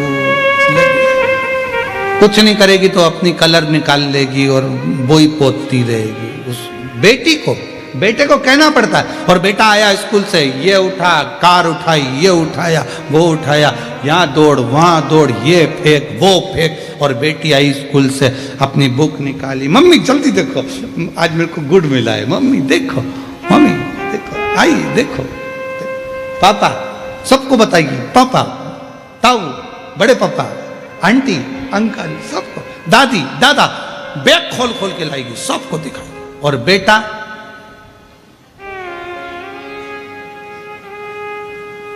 मम्मा का मोबाइल लेकर बैठा, पापा का पेन लेकर बैठा, पर बेटी उसको नहीं कहा जाता कि तू कुछ कर।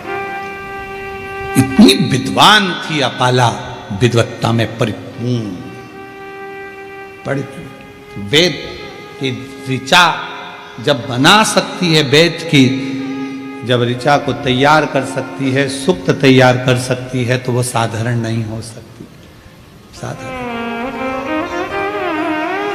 अब आंत्र ऋषि ने देखा कि बेटी का शरीर बहुत बिगड़ रहा, रोग बहुत ज्यादा हो गया, चर्म रोग बहुत ज्यादा फैल गया, क्या करूं। तब आंत्र ऋषि ने कहा कि बेटी, क्या तूने, इंद्रदेव ने कहा था तो तूने क्या शंकर भगवान की साधना नहीं करी? करी, मैंने तप करा, साधना करी, उसी से तो मेरा विवाह हुआ था। फिर ये शरीर में रोग, आखिरी में इंद्रदेव स्वयं कैलाश पर्वत की ओर चले गए, अपाला को देखकर कि इसका शरीर बिगड़ रहा, शरीर बिगड़ रहा। पूरी दुनिया की पहली स्त्री थी, पहली कन्या थी देवताओं में जो विद्या के प्रति इतनी जागरूक थी। आज के जमाने में लोग बेटियों को पढ़ाने से पहले विचार करते हैं कि पढ़ाएं ना पढ़ाएं, इतनी पढ़ ली बहुत है।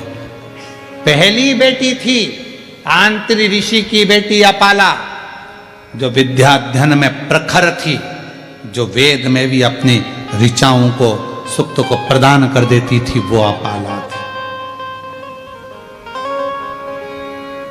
इंद्रदेव ने कैलाश पर्वत पहुंचे, शिव जी तो कैलाश पर मौन होकर बैठे थे, किससे कहें कि अपाला को एक रोग है और अपाला मुझे भजती है और मैं जाऊंगा नीचे उससे मिलने के लिए तो मुझसे वर मांगेगी। एक बार मैंने उसको साधना बता दी थी, पर उसके बाद उसका विवाह तो हो गया था, फिर तकलीफ, शरीर में रोग है। इंद्रदेव पहुंचे देवादिदेव महादेव के पास में। शंकर भगवान मौन थे, नंदी बैठे थे।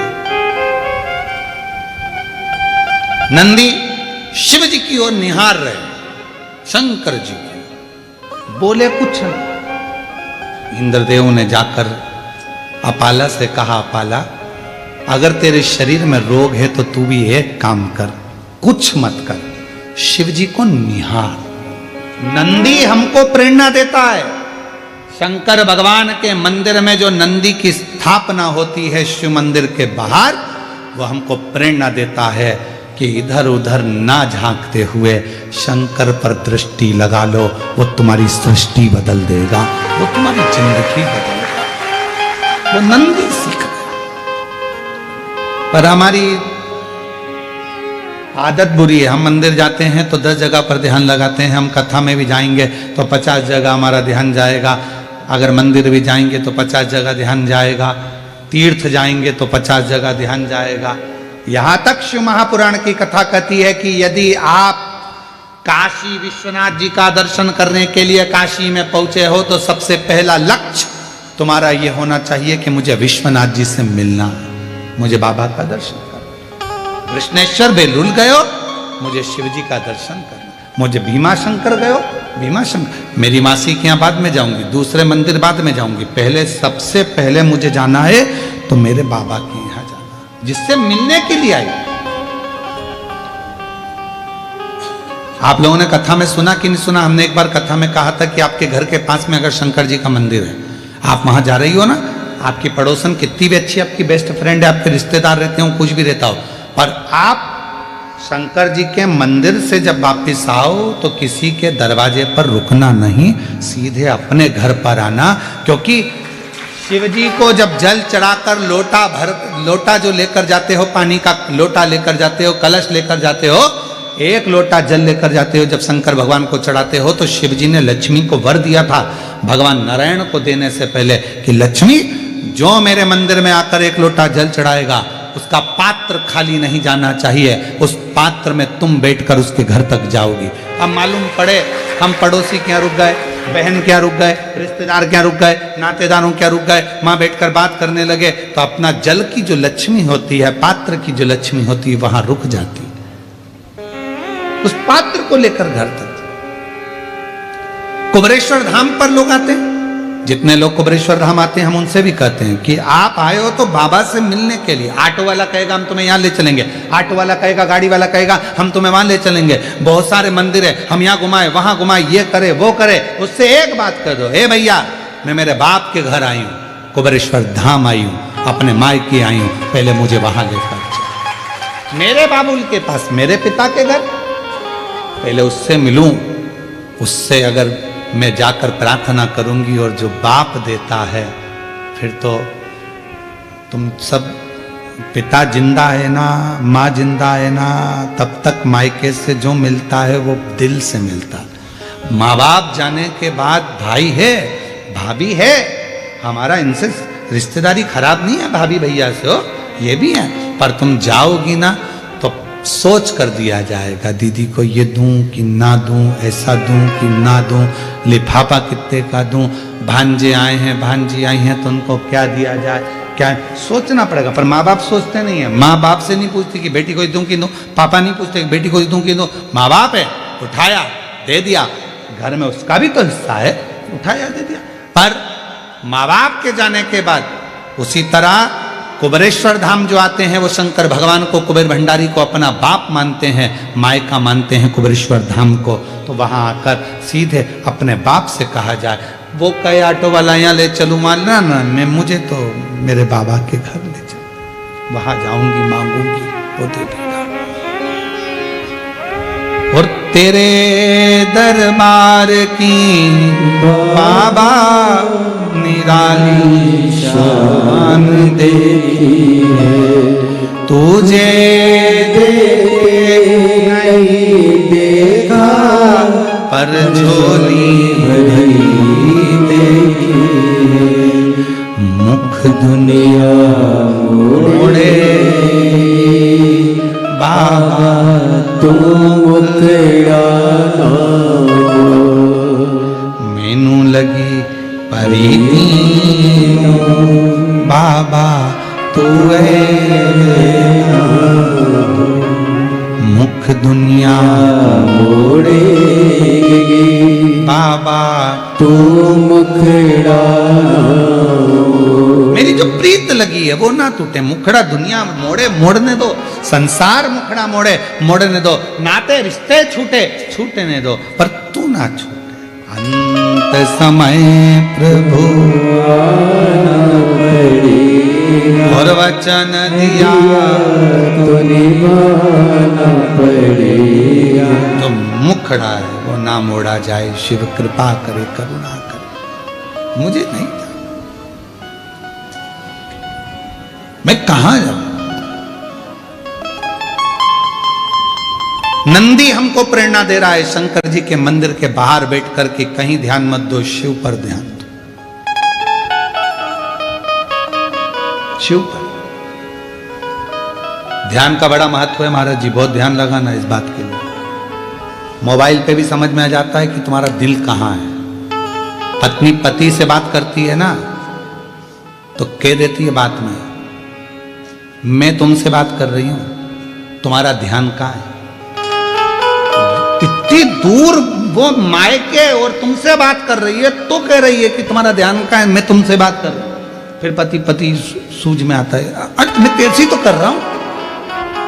और मालूम पड़ा था लैपटॉप पे लगा हुआ था, ध्यान वहां था, हॉट काम पर लगा हुआ, मित्रों से गप्पे मारने में लगा, और फोन आ गया पत्नी का। पत्नी तुरंत पहचान जाती बात करने के तरीके से, तुम्हारा ध्यान कहां है। उसी तरह एक लोटा जल तो मंदिर जाके सब चढ़ाते हैं, शंकर जी को मालूम पड़ जाता है कि तुम्हारा ध्यान कहां है। कहां तुम्हारा ध्यान है। जिसका ध्यान था बाबा उसकी झोली खुशियों से भर देता है। वो कई बहन माता जी कह रही थी संतान नहीं, कोई कुछ कहे। एक बहन ने पत्र में लिखा मेरे बेटे के लिए, 12 बार पत्र लिख चुकी हूं, धन्य है, आज हाथ में आई गया। मेरा नाम विजया कैलाश बड़गुढ़र है। मैं 12 बार पत्र लिख रही हूं गुरु जी। बड़ा लड़का यूएसए के लिए तैयारी कर रहा था पर हो नहीं पा रहा था, बहुत तकलीफ आई। आखिरी में उसने हिम्मत छोड़ी, पर किसी ने कहा कि वो सियोर वाला महाराज कहता है कि हिम्मत मत हारना, शिव जी के मंदिर जाना, लोटा भर जल चढ़ाना। पार्थिव लिंग का पूजन किया 6 बजे, पूजा कर कर मंदिर में से 7 बजे आकर बैठी, और तभी बाबा ने ऐसी कृपा कर दी कि मेरा बेटे का सिलेक्शन हो गया और वो में नौकरी। आ जाओ बेटा। शिव तत्व इसी को कहते हैं। और जो जैसी भावना काशी वाले लुटा दिया भंडार, काशी वाले लुटा दिया भंडार, काशी वाले कलिया मार, काशी वाले। शिव पर ध्यान केंद्रित करो। लोटा भरकर जल सब चढ़ाते हैं, जैसे पत्नी पति से कहते तुम्हारा ध्यान कहां है। शंकर जी समझते हैं तुम्हारे एक लोटे जल को।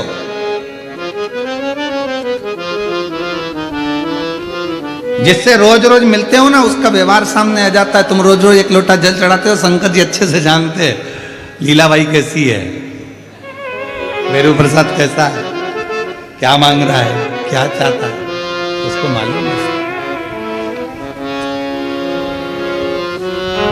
दिल तो लगाओ, हृदय तो लगाओ शिव जी से। अपाला, इंद्रदेव ने कहा तुमने शिव की साधना करी? हाँ। तप करा? हाँ, मेरा विवाह हुआ, पर ये रोग ठीक नहीं हुआ। इंद्रदेव ने कहा शिव पर ध्यान केंद्रित कर लो। एक दिन अपाला बैठी थी, अब उसका मन कहीं नहीं लगता, क्योंकि दुनिया की दौलत अगर तुम्हारे पास में है और तुम्हारा शरीर अगर ठीक नहीं है तो वो दौलत किसी काम नहीं। प्रथम सुख निरोगी काया।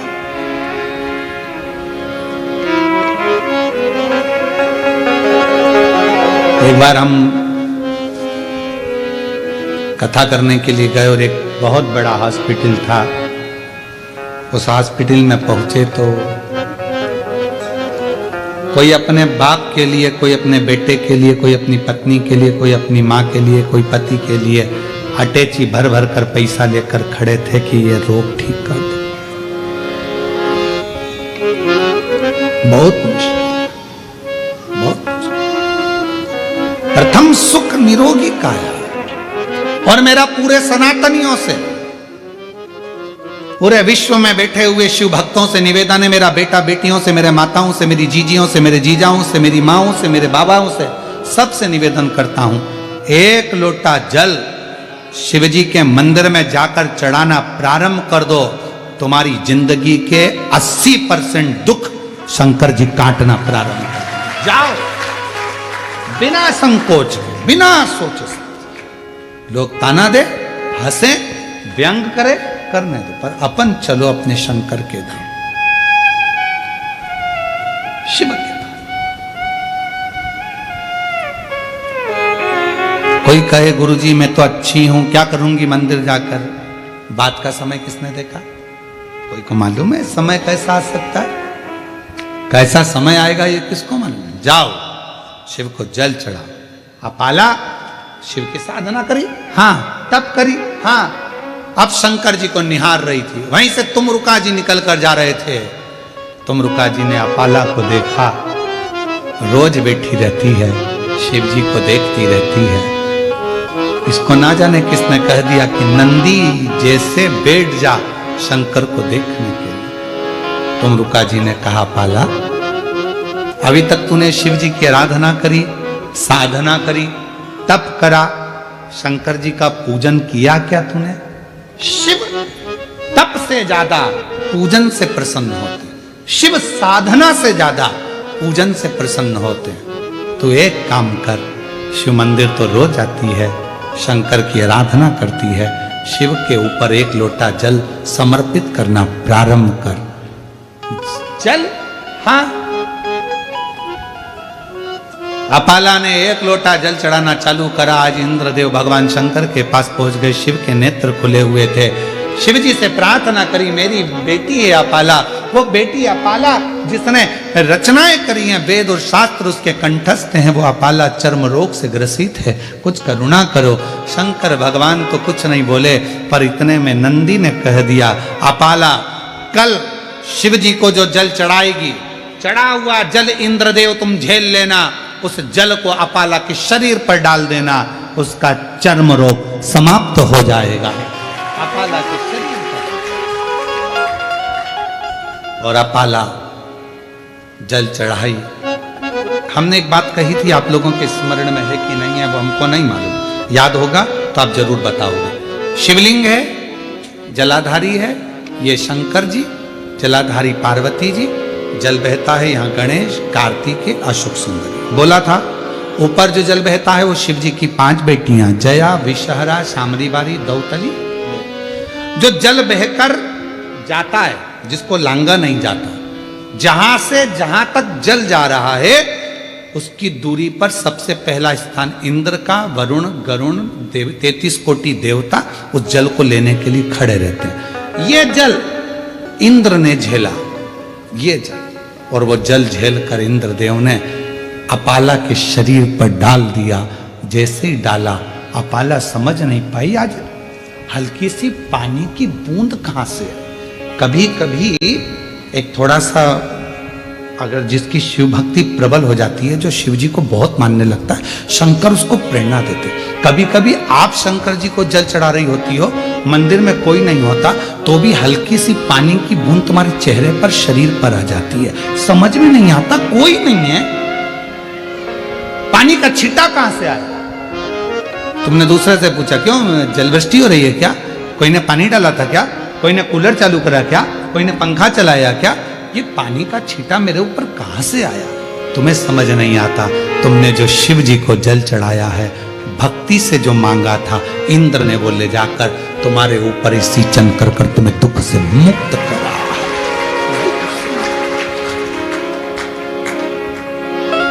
ये शिव भक्ति की सीढ़ी बाई सीढ़ी जब हम चढ़ते हैं, शंकर भगवान की आराधना करते रहते हैं, आराधना करते करते शंकर पर जल चढ़ाते चढ़ाते जब हम कुछ नहीं करते, ना हमें तप आता, ना साधना आती, ना व्रत आता, ना उपास आता, हम कुछ नहीं जानते, केवल एक लोटा जल जानते हैं। और वो एक लोटा जल जब यहाँ अपाला को निहाल कर सकता है और चर्म रोग से मुक्त कर सकता है, तो वो एक लोटा जल हमारी जिंदगी को सार्थक कर सकता है। हल्की सी पानी की बूंद तो आती, हल्की सी एक बूंद कहीं छोटी सी आ गई, छू गई। तुम तो जल चढ़ाकर बैठे थे, प्रणाम कर रहे थे, नमन कर रहे थे, शिव मंदिर में थे, कोई नहीं था, फिर भी वो जल कहां से आ गया? वो इंद्र लाता जो जल तुमने शरीर को छू। कभी कभी ऐसा होता है, हवा बंद थी, बिल्कुल बंद हवा, और तुमने देवाधिदेव महादेव को दिया लगाने के लिए जलाना प्रारंभ करा और हवा चली। वरुण आया, वरुण आया, वो दीप को बुझाने के लिए नहीं, तुझे आशीर्वाद देने के लिए कि तूने मेरे मंदिर में प्रकाश किया है, तेरी जिंदगी में आज प्रकाश था। हम समझ नहीं पाते कि शिव तत्व, हम तो सोचते शंकर जी आएंगे, डमरू लेकर आएंगे, त्रिशूल लेकर आएंगे। अरे ऐसे शंकर जी आ गए तो तुम आटा देकर विदा कर दोगी, एक कटोरी आटा दे दे इसको,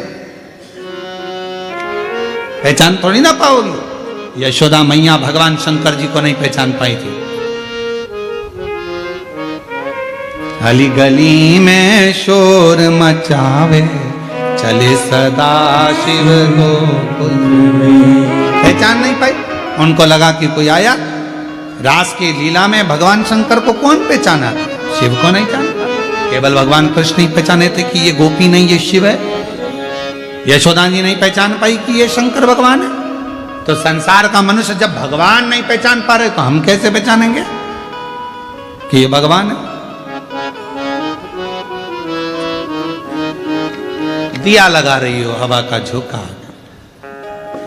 तुमने बेलपत्र चढ़ाई, चढ़ाते से ही पीछे से कोई आई, बेलपत्र को उठाया, नीचे रख दिया, जल चढ़ा दिया, तुम नाराज हो रही हो? नहीं, शिव का गण है भृंगी, एक क्षण के लिए आता है, शिव जी पर जो चढ़ा होता है वो उठाकर पार्वती जी को दे जाता है, जलाधारी पर रख देता है, जल चढ़ाता है और निकल जाता है।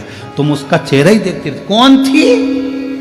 मैंने अभी चढ़ाई और ये उठा के रख दी, अब तुम गुस्सा हो रही, मैंने चढ़ाई, तूने पूरा श्रृंगार बिगाड़ दिया। नहीं, भृंगी का काम ही यही है, आता है एक क्षण में शिव जी से मिलने के लिए। क्या करा था? आपको, आपने भृंगी की कथा सुनी होगी, क्या करा था? पार्वती जी पास में बैठी थी, तो उसने देखा मैं पार्वती जी की परिक्रमा नहीं करूंगा, मैं तो शंकर जी को मानता हूं, तो बीच में से निकलने लगा, तो पार्वती जी और खसक गई। भृंगी को लगा और पास में आके, तो भंवरे का रूप रखकर बीच में से निकलने लगा, पार्वती जी गोदी में आके बैठ गई शंकर जी। अब भृंगी को लगा परिक्रमा कैसे करूं, तो बीच में से निकल रहा था, पार्वती जी ने उसको रोक दिया। तब से भृंगी ने हाथ जोड़कर कहा, जो तुम पर शिव जी पर रहेगा सब पार्वती जी को मिलेगा, क्षमा करना माँ।